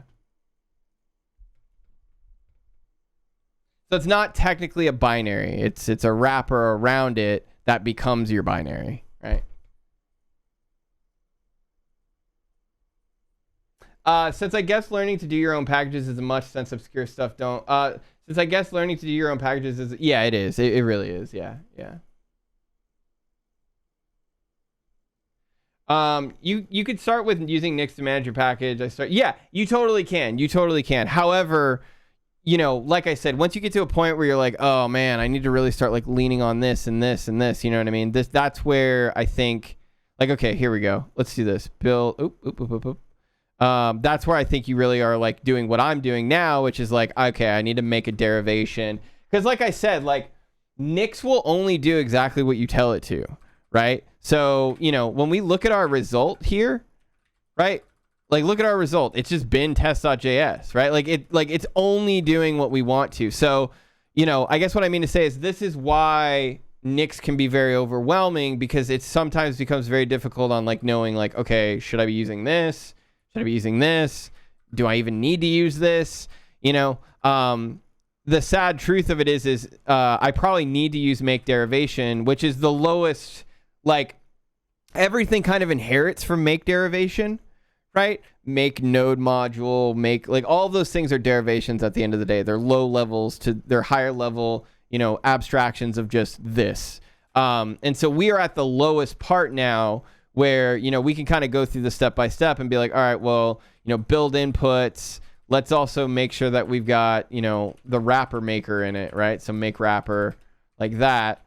And so now what we can do is if we wanted in our build phase or in our install phase, right? So for example, let's just make this a little bit easier, right? Like that. There's our install phase. Here's our build phase, right? We build, right? Now I should be even able to make a wrapper. So make dir out, make dir-p out bin install, right? ln-l, so link every top level folder from packages hello to our new target. We don't need to worry about that right now, except bin folder. We create the bin folder ourselves and link every binary to it. We don't need to do that. And then because we create this ourselves by creating a wrapper, make wrapper bin hello out add flags.t. Okay, so let's try this make wrapper thing. I'm curious on what exactly and lastly, there's a possibility of wrapping things right inside the derivation you want to wrap. This is, however, discouraged in practical cases as it requires recompilation of it. Oh, interesting. Okay.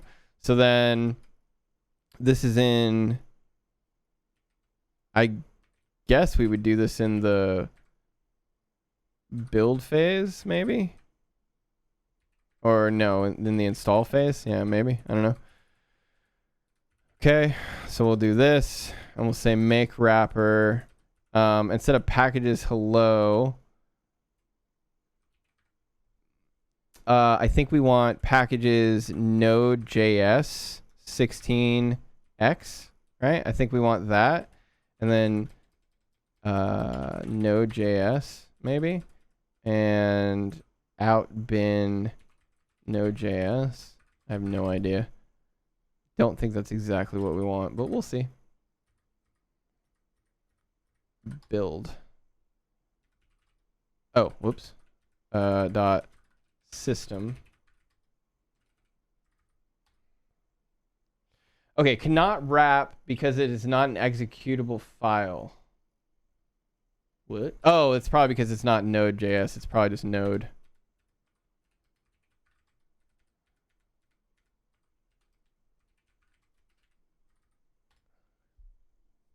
All right, there we go. That did something. So if we go to result bin, look at that. Now we've got Node and we've got test.js. So if I do result bin Node, bad option dash T.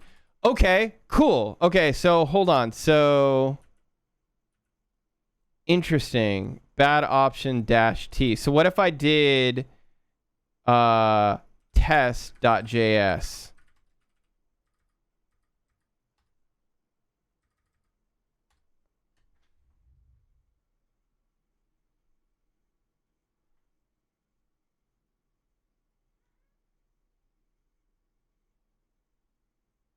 Okay, I went for 2 turns on that because that was pretty good. But yeah, that's how I can essentially wrap a node process in, right? Like, and again, it's not actually a binary, right? Like, it's not actually a binary, but what I'm doing is I'm basically making a wrapper saying like, hey, this is what I want you to execute, and then this is what where I want you to put it. So like, for example, I could be like test like this, right? And then if we build, right, and then I do result bin test hello chat, right? So again, really cool, right? However, you just kind of got to think about it a bit and take it step by step. Now, if you're somebody who would love to be able to have, you know, binaries essentially for your nodes or for your node applications and stuff like that, but maybe you still like, you need to build it in Node. Like, this is actually a really powerful, you know, a really powerful tool, because now what I can do is if we go back to the flake, right? Check this out. So if I do Nix develop, I think, and then I do test, oh wait. Is it test? Is that what I called it? Hello chat, Nix develop, test? I should be getting, where is test? Where test? Where is test?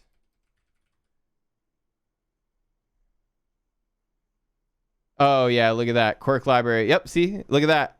Nix store, Quirk library service bin test. And if I do this, hello chat. There you go.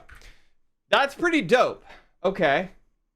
That gets us a step further, right? That gives us a bit of a step further. And so now if I go to here and then I do like, where's our example stuff? Where's our example?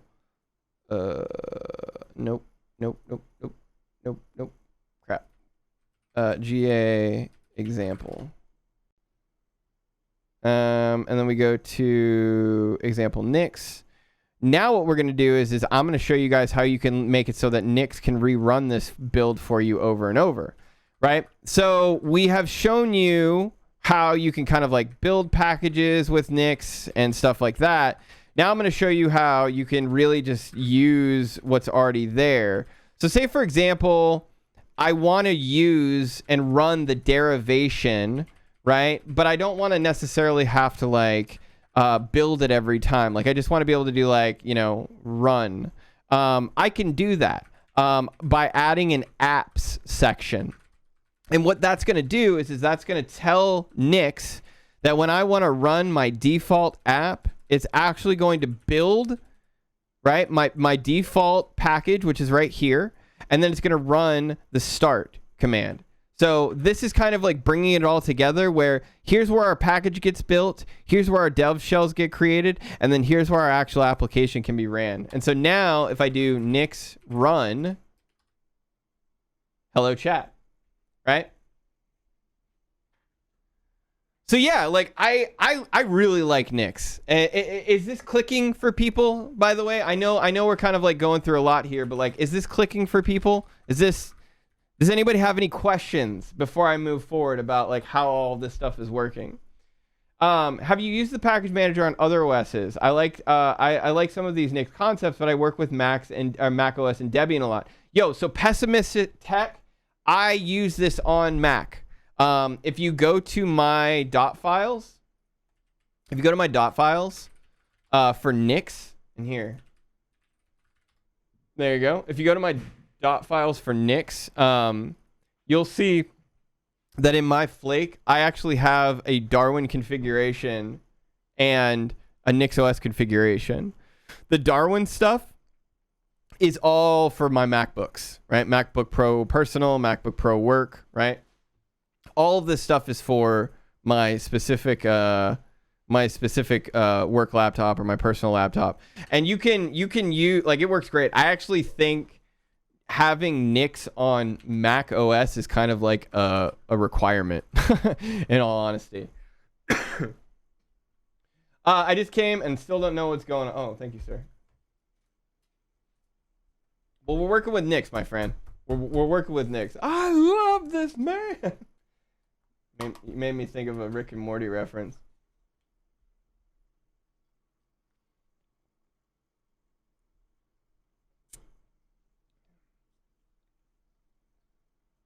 Yeah, absolutely. Absolutely. Oh, come on, dude. I'm working as junior DevOps. Nice. Very nice. Okay, so what do we got? So we've got our node wrapper, right? We've got our ability to start. Oh, nice. Very cool. Very cool. So I have another. That technically means that we could use TS node. Well, welcome, my friend. Welcome. Thank you for being here. So we haven't figured out the packages yet. We've figured out how to like move files around, how to wrap it, how to, you know, essentially do kind of what we're trying to do. But yeah, we are at a point now where we kind of need to figure out like packages. So for example, let's do this. We're going to go to here and you might be like, all right, well, we need packages. Like, how do we do that? Well, we could do this, right? We could go to Nix and we could say like, all right, well, is yarn available? Okay, cool. Yarn is available. So let's say yarn, right? Yarn is also a build input that we need. And so now we can say like yarn offline because we want to make sure that this is offline build. Now, this isn't going to work. I can tell you this wholeheartedly right now. This isn't going to work because we don't have really any of what we need. But it will at least get us closer to like what we're trying to do, which is, you know, get this whole thing. Yeah, so here you go. See, this cannot find suitable global folder. Try these, local, homeless, da-da-da.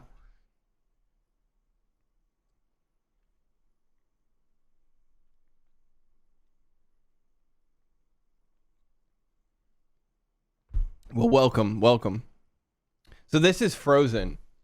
And this is mostly because, yeah, it has nothing to install. Here, let's try this as well. What happens if we just do yarn build without the offline? Cannot find suitable folder. Okay. So it wants to do yarn stuff. Dang. Templates, Nix packages. Where did that go? Okay, here we go.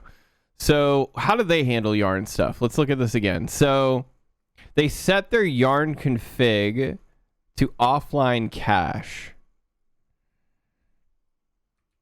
And if we go to offline cache, it's either package, call package init, or package, and then offline cache. Huh. I don't think we have any offline cache though, right? Okay, so yarn offline mirror. Set yarn offline mirror, offline cache.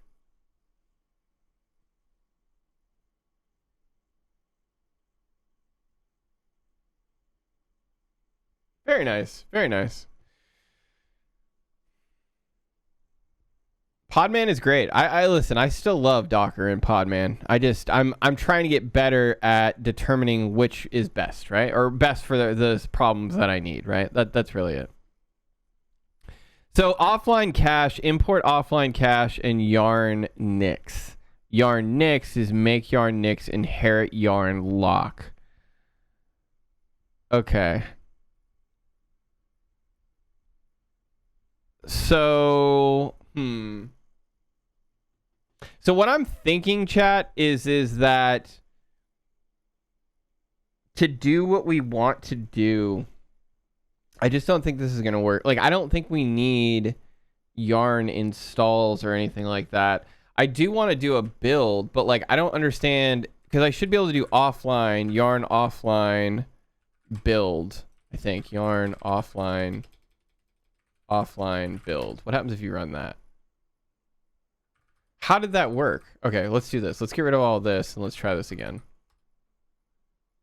Yeah, so see, it wants to install stuff. Yarn off. Oh, maybe that's why it was stuck.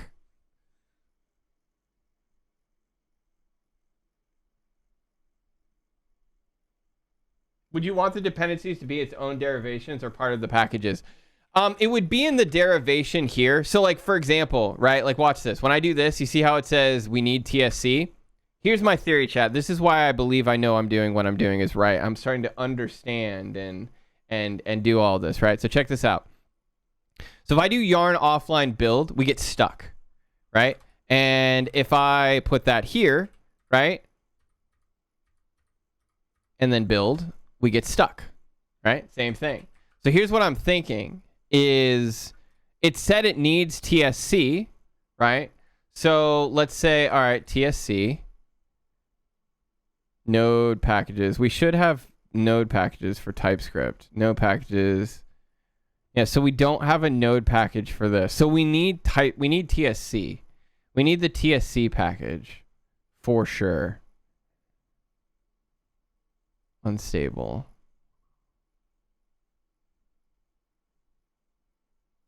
I'm surprised that the TypeScript package is here. Isn't? Oh, it'd be TypeScript, wouldn't it? It'd be TypeScript, yeah. It's under TypeScript. So node packages.typescript. So let's do this. So we're going to say not only node.js, but now node packages.typescript, right? Now this should hopefully make it so that TSC is now there. So let's try doing this.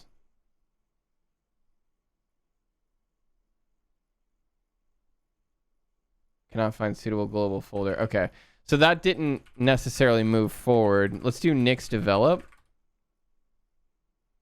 And let's see if we have TSC after. Cannot find suitable global folder. Try these. User local.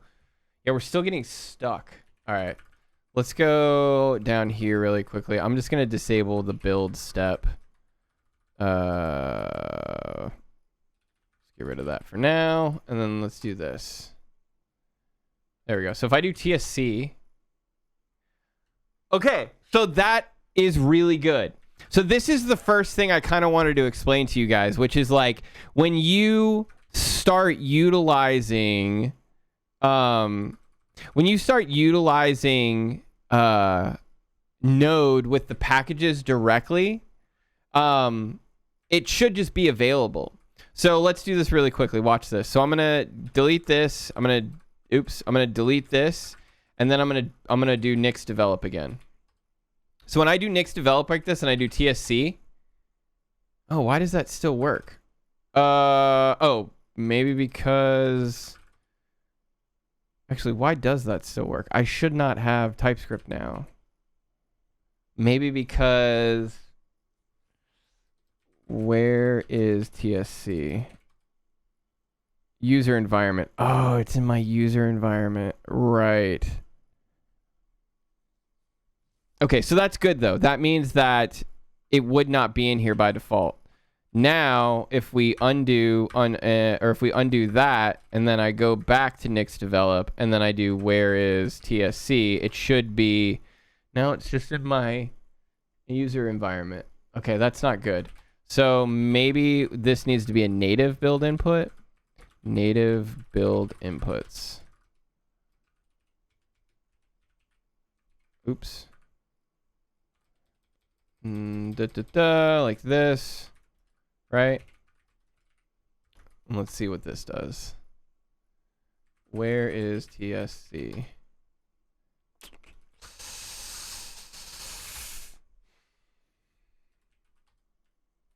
So far I don't like the entire project is in one Nix project. Like if you have microservice packages, each microservice is a Nix package. Yeah, you would do that. You would definitely do that. Yeah.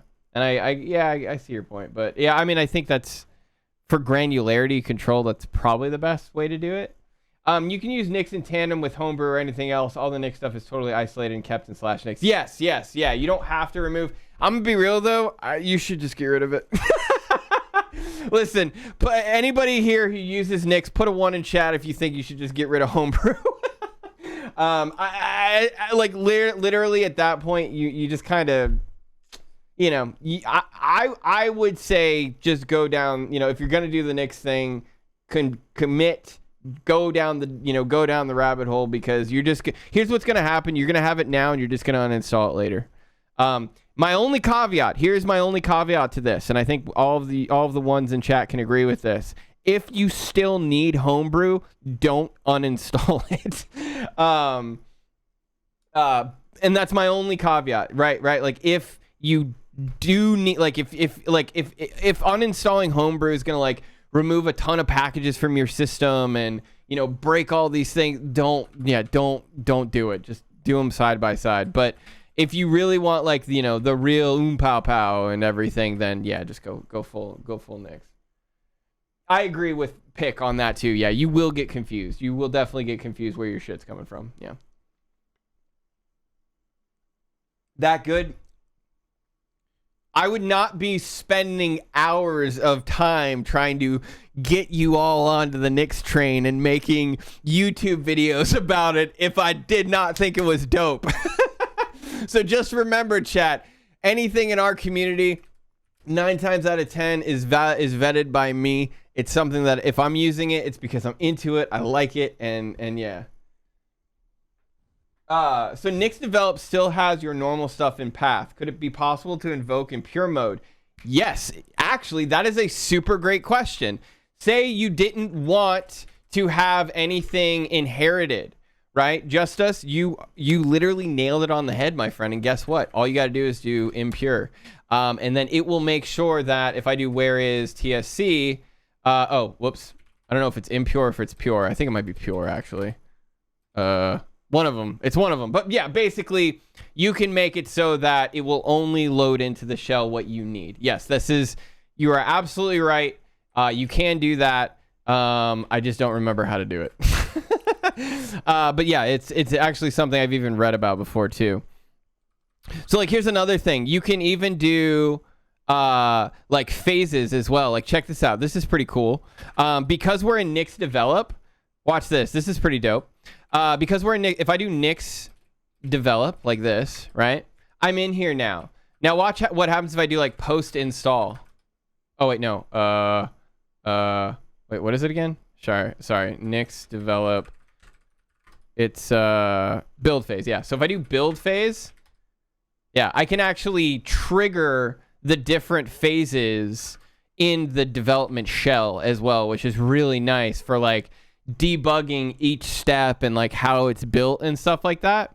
It's really nice to be able to do that. So yeah, dude, when I tell you that I'm only showing you guys the tip of the iceberg. I literally mean it. I am just showing you the tip of the iceberg with most of this stuff. There is so much you can do. Yeah, I'm trying to see. Let's see. So here you go. Keep the environment variable name, phase, profile, redirect, unpack, unset. So you can like unset environment variables. Impure, allow access to multiple paths and repositories. Yeah, a lot of stuff. I think the reason why mine is being inherited is because of how I have it set up. So yeah. Not to alarm you, BG, but you're literally number 3rd in software and gaming right now. Oh, it's fine. We are very, very lucky and very, very privileged to be able to be up in the top 5 quite often. So I appreciate the heads up though. But who will vet the vetters? Man, that's a solid question. I don't know. So good stream to improve technical English. Yeah. I try and speak as technically as I can. Sometimes even I am not the greatest at it, so I do apologize. So yeah, what I'm finding super interesting is like if you think about what we have right here, right? Anything that just like builds to a binary, I think Nix works pretty stinking well with. You know what I mean? Like anything that like, again, you have like your build phase, your install phase, bim, bam, boom, you're done, and I think that's really powerful. I'm definitely a little interested in figuring out how we're going to be able to get our node modules in here. So like, for example, just need to use auto magically more. Yeah, dude. For example, I should in this build phase be able to do TSC no emit. Let's try this. Exit 1. All right. So what I'm going to do now is in the build phase, I'm actually going to try invoking TSC. This should fail. And it should actually fail on the TSC command, not on my exit command. If it doesn't fail on the TSC command, I have no idea what I'm doing. Okay, cool. So it looks like interesting. Okay, so it didn't fail, but for some reason, somehow, we're still getting. All right, so here, let me show you what I'm thinking here. We're still getting, like, TSC emit actually ran. It did actually run. Let's try this again. Build, right? There we go. And then if we get the full log output, yeah. So look at this. So we went through the unpack phase, the patch phase, the configure phase, the build phase. And we haven't even installed any node modules, but we're already able to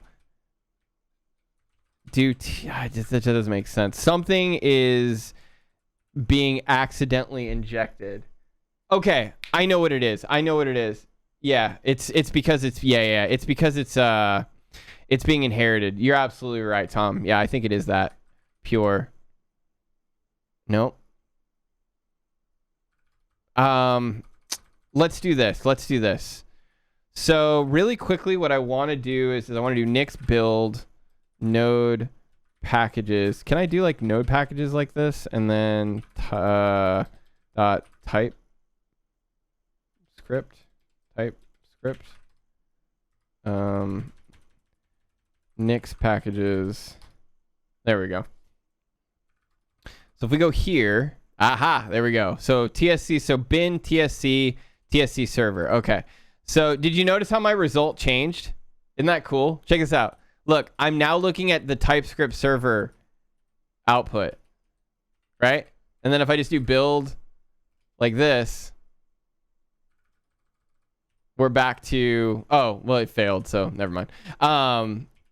But yeah, isn't that pretty cool how you can do that? So if I want to look at like what's in the directory, I can just build it right here and then look at it. So bin TSC, that's right. So then we're going to do this. We're going to say flake, right? We want the native build input to be correct, right? We want that to be that. And as a matter of fact, I think this can just be a build input now. I don't think it needs to be a native build input. So we're going to do that. And then here, what we're going to do is we're going to say, we're going to do boom packages system, right? Dot node packages dot TypeScript / bin / TSC. What this should do is this should use this node packages TypeScript package, right? And then use the bin TSC that we saw here. See, result bin TSC. That is the result for that. So if we do build now, it should still run it, but now it's running it with the actual right one. So if we go here, yeah, now it's actually running it with the one in our Nix store. So that means that we have TSC in our build cycle now, right? There it is right there. And it's failing because we don't have any of our node modules. So we're getting closer. We're getting closer, chat. We're actually getting closer. We still need to figure out how to get all of our node modules in here. And that's going to be a challenge all on its own, is just figuring out how we're going to do that. I wonder if I can do this. This is kind of a little bit of a hack, but I'm kind of curious. So with node packages, can I do this? Plus with, no, I can't. Okay. Dang. I was hoping I could. Yo, thank you for the follow. I appreciate that. So yeah, we are very close to be able, oh, you think it's that? Is that what it was? With, you get what I'm trying to do, right? See, I don't know if I can, I don't know if you can, yeah, I don't know if you can do that though. You feel me? Like, I don't know if you can actually, like, add a width on a width like that.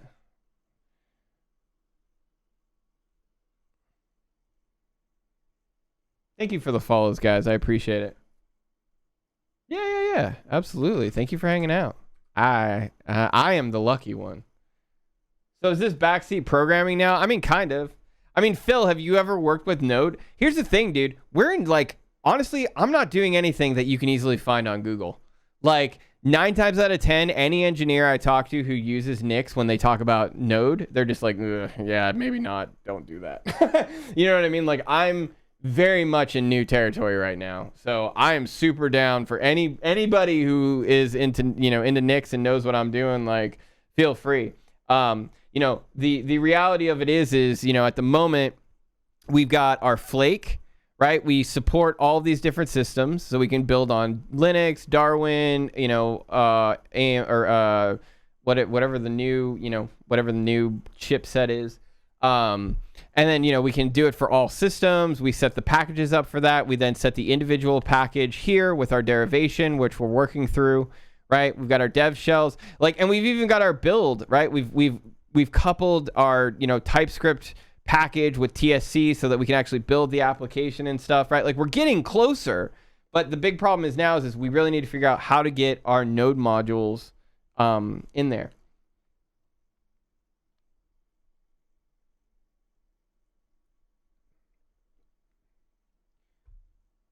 I'm looking at our node setup and it's kind of convoluted. Is this in Nix pick?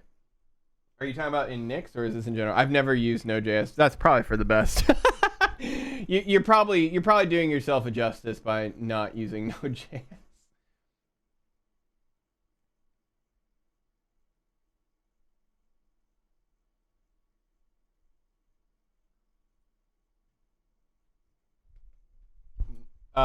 No, I totally get it. Node is a pain in the butt. Yeah, it is. It is. We do Nix at work. Nice. Hell yeah. Okay. I mean, do you guys, how do you handle, okay, here's a question, Pick. Do you guys handle your packages with Nix for Node with something like Node to Nix, or are you guys actually like drinking the Nix Kool-Aid like we're trying to? And like the reality of it is what's probably going to happen is all of these build inputs are just going to be Node packages, right? Like we'll have like Node packages Axios, right? Node packages, whatever. Like this would be the Nix way of doing it, right? And so that means that what we're doing here, chat, is we're not giving our project access to these node packages. We're giving the whole node binary access. So it's almost like these are being installed globally, right? And we could do that. Like, for example, obviously I have to add these. Like, let's see if is Jest even in here, dude? Come on, man. Yeah, there we go. Node packages. Oh my god. I love the fact that I'm like, yeah, it's got all these tons of packages, and then I'm like, the ones that I needed, it doesn't have. TS Jess. Yeah, I don't. I'm so shocked that like none of the ones that I have are even in here. Request maybe? Request. Oh, that got deprecated. Yeah, I'm not too sure on that one. Used it, but never in Nix environment. Would you need to define the node version to use? I'm glad to watch more, but it's 3 a.m. Thanks for streaming. Yeah, dude, no worries, man. I'm probably going to be heading out here soon myself, actually. I normally stream for 4 hours, and we are just about there, my friend. And I think we're at a stopping point where it's like, I need to figure this out a bit more now.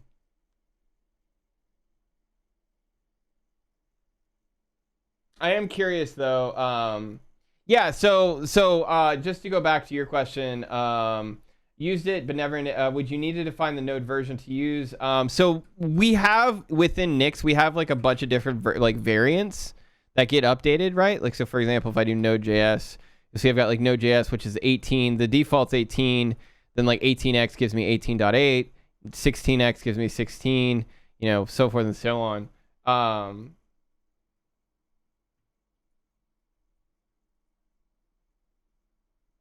I don't know what that is, so I'm just gonna delete that because I don't know if you accidentally didn't mean to type in your phone number. So I got you there, buddy. I don't know if you meant to post that number, but I have deleted it for you. Yeah, so if there was any more granularity I wanted around the node version to install, I could just do it as an overlay. So for example, here, you'll notice that the Node.js, they build Node.js with a specific version and a specific SHA, right? So, like, if I had a specific version I wanted to use, then I could totally do that. For now, I'm just, as long as it's 17, it's fine. But it does technically mean that the flake itself is the only thing that's giving it control, right? So we talked about how flakes have got like flake.locks, right? Well, if I update this flake.lock, then I'm going to update like everything with it,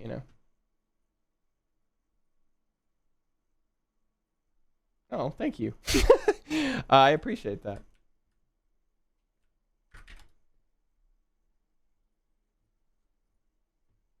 I switched to Colmac like a few months ago and not looking back to QWERTY. I've heard people like Colmac. I've heard a lot of people like Colmac. I've never tried it, but maybe one day.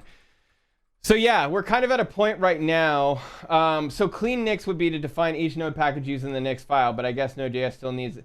So no, that's kind of the point, Nexthor, is like you step away from using the package.json, right? Your feet are dipping in the water, but I know it's a little cold. It's okay. It'll get warmer once you're in.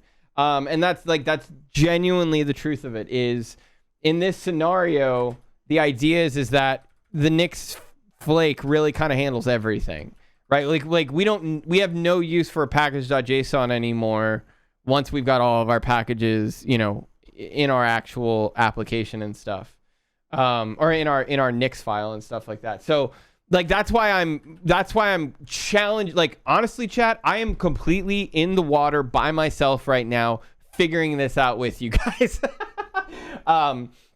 Because I'm challenging myself right now to see how far I can go with it. Like I know that you can just use yarn to Nix and all that stuff, right? But we found that, things like private packages or other things like that are difficult to kind of get it to work. So that's why I'm saying like, all right, well, I'm the streamer. I'm the one making the content here, essentially. Let me see if I can try and make content that helps us, get to closer to what we're trying to do. And so that's why I'm like, all right, if you're really going to use Node with Nix, does it make sense? Like I'm literally asking the question and doing it in front of you guys is, does it make sense to completely get rid of the package.json and do everything in Nix? Because again, that's where everything is. Nix manages the packages, it manages the build. Like you see now, I definitely hope, at least from the stream today, you see now a bit more of like how, all of these things kind of rely on each other. And in this case, like I said, Nix can really handle all of this. Like Nix can do all of it. It can do the run. Remember, we did the Nix run earlier, and that gave us, well, it's not going to work now because it's trying to do the build. But here, if we go back here, let's go to flake.nix. Let's just quickly get rid of that. And then if we do Nix run, we should get hello chat. Yeah, see hello chat. So like, begs the question, do you need a package.json with entry points if all of your entry points are in Nix, right? Do you need a package.json with all of your packages if all of your packages are in Nix, right? Do you need, like, it does really kind of beg that question of like, once you start using Nix, and like, again, here's the cool thing is, now you have a standardized way of building everything, right? So if you say like, okay, everything's going to go in Nix, then everything goes in Nix for all the things that you build. And, it becomes like your standardized build platform. And that's really when you're drinking the Nix Kool-Aid really hard, right? Like that's really when you're drinking the Nix Kool-Aid, when everything is in Nix configs and everything is, locked by lock files and all of these other things. I'm curious what benefits this gives. It seems like a lot of work compared to making it executable from Dino. I want to be clear, Dino is just on solving JavaScript. This solves it in any language, right? Dino is a language, right, that is focused on, being able to solve a lot of problems that JavaScript can't. What I'm focusing on is a tool or a system of tools that makes it so that you can take any language, build it effectively the same in a standardized way, and get all of these benefits and things that I'm showing you. So that's the really big difference is Dino, like if you're just focused on JavaScript and Dino, then you probably don't like need to really care about this unless you're trying to solve much bigger problems of like, I want a build system that can like, do all of these things. Azure DevOps tutorials. Yes, they're on the YouTube. Yeah. ! YouTube. Go to the YouTube. Give it a second. The bot will kick in a second there. But if you go to the YouTube, scroll down to the bottom, you should see all of our stuff. I think we've got a couple new ones. I don't really know exactly where they've uploaded or not. But yeah, so if you go to like Microsoft Azure streams, I guess. Yeah, it's normally on. Yeah, here we go. Developer streams. I don't think they've uploaded our recent ones yet. Sorry about hot swapping. Yeah, I don't think they have. Yeah, they haven't uploaded our newest ones yet. So we're still waiting on that. Yeah, last one we did was the from scratch with Terraform. Yeah. Are backend developers welcome in cloud dev? Absolutely. Yeah, that's where I started, my friend. Yeah. You are more than welcome. Yeah. As a matter of fact, that's why, I think that's where a lot of people get started in DevOps is you get so comfortable with, creating the systems and building them, deploying them that you're just like, all right, well, I'm already here. Like that's really the most common way of getting into DevOps, in my personal opinion, is you've already been at a company for like 4 years, 5 years, you know everything about it. And they're like, oh, hey, you know everything about everything we do. Cool. DevOps. It's like, not really, but okay. I saw the Node and TypeScript stuff and thought it was just that. It makes a lot more sense now. Yeah, no. It's all good, man. It's all good. Like I said, I am here to help you guys learn more, educate more about Nix, and, get us closer to some really cool stuff. And we're not always just going to always be doing Nix. I'm doing a lot of Nix right now because I'm super interested in it. I'm trying to make content about it. And I want to go as far as I can with Nix, just like I know what I can do with Docker, like through and through. I know what I can do with Docker. I know what I can't do with Docker. Like Docker, there's just not many like oohs anymore with that. I've gotten very comfortable with that. So like Nix was a really great opportunity to do that same thing, It really was. All right, guys, I think I'm going to call it here. Like I said, we've got a really good base template here. Now, to give a TLDR on everything I have done today and a few other things, first I want you to note is our YouTube channel. I know we've been pumping this like crazy, but for two reasons. First, be sure to check out and subscribe to our brand new YouTube channel. We're little babies, you know, we're trying to get out in the world. I'm really trying to focus entirely on how to educational and like content like that right now. So I've got 5 other videos. 3 of them are Nix. 3 of them are other DevOps related stuff. Be sure to subscribe and check out our YouTube. We also have our secondary YouTube. Now this is where I would say you want to subscribe here too. The reason why you want to subscribe here is this is where all of our VODs go. There are times where we have conversations and we talk about things on air, but we don't get time to cut it and then get it into like a video, right? Those all go here in our Alta for archives. So if you ever miss a VOD or anything like that, you can go through our stream recordings, figure out what day we were talking about what, and go back and view that. We also have our wiki.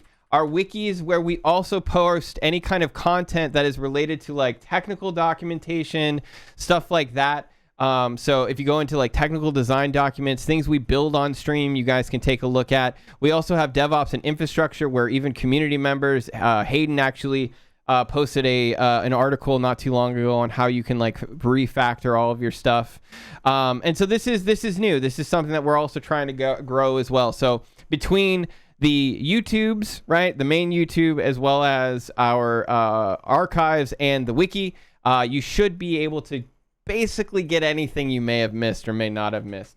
Also, be sure to check out our Discord. Please be sure to check out our Discord. It is our home. It is where we talk nerd all the time. This is where I'm always sharing stuff that I'm working on. If you guys are ever curious about Nix or anything like that, like I said, our Nix Trinity channel is definitely focused on that. We also do DevOps, programming, all sorts of other things. We have mods in here that are readily available to help you. So please feel free to lean on our community for support if you need it. We're here for you.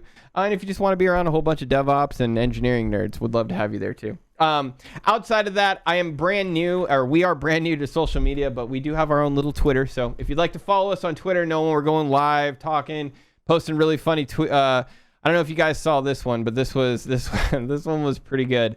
We were all hanging out last night after I got done working, and this happened.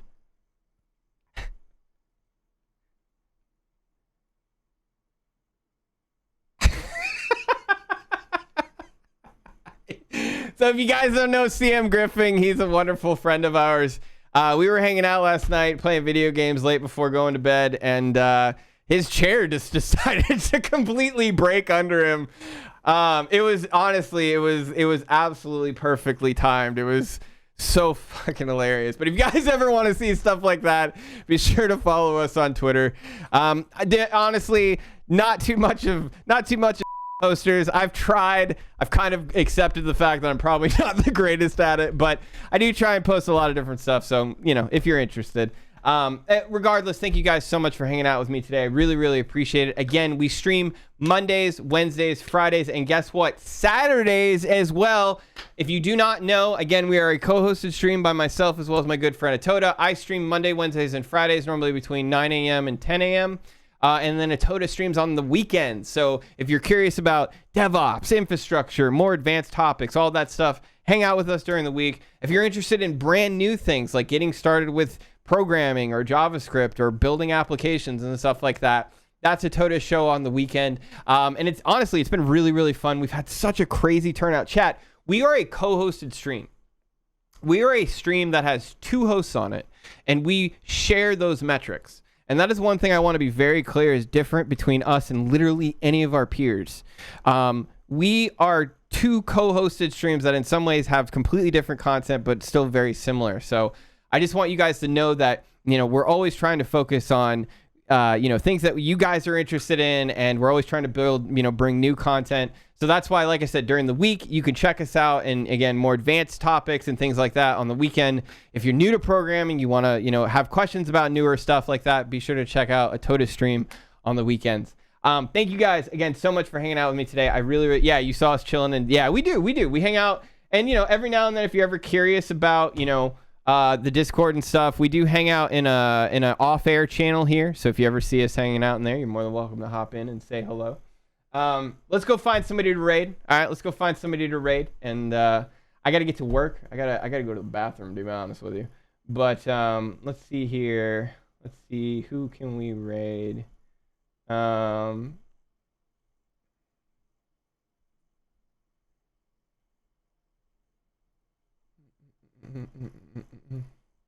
right, tell you what. Here's what we're gonna go do, chat. Sorry, can someone post a link to the other guy's Twitch channel? Griffing? Yeah. So if you're talking about CM Griffing, shout out to CM Griffing. Shout out to the Primogen as well. Prime, thank you so much for the raid, buddy. We appreciate you. Happy birthday. And then the other person we want to make sure we shout out is Togglebit, right? Togglebit. I have no idea why those are taking so long, but there you go. You got one follower. Oh, thank you. I appreciate that.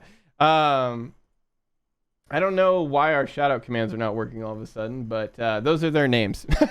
So check those out. Let me find us somebody to raid really quickly so I can get out of here.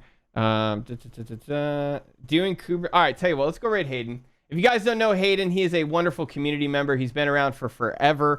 He's also been somebody who recently added to our wiki, so I actually kind of want to raid him for that, just because that was super kind of him. Again, the wiki is focused on not just us, but also our wonderful community. So if you ever want to contribute, you want to add anything that you're working on, feel free to add it in the wiki. But let's go raid Hayden. We haven't had a chance to raid him yet, so let's go say hi to him. Give him some love. Hayden, there we go. Cool. Thank you for the follow, by the way. I appreciate that. /raid in dev. All right, guys. Hayden is working in Kubernetes and doing some GitOps stuff, so very, very similar. Let's go say hi to him. Let's go see what he's up to. Guys, have a fantastic rest of your evening. Thank you so much for being here. You're the best. Seriously. We've said this so many times.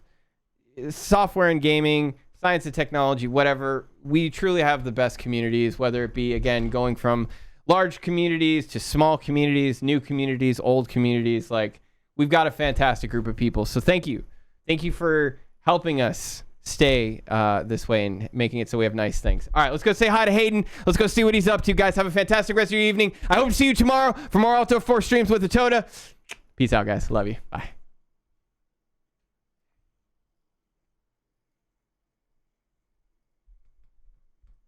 I hit that button by accident, but you're all good. Okay, bye.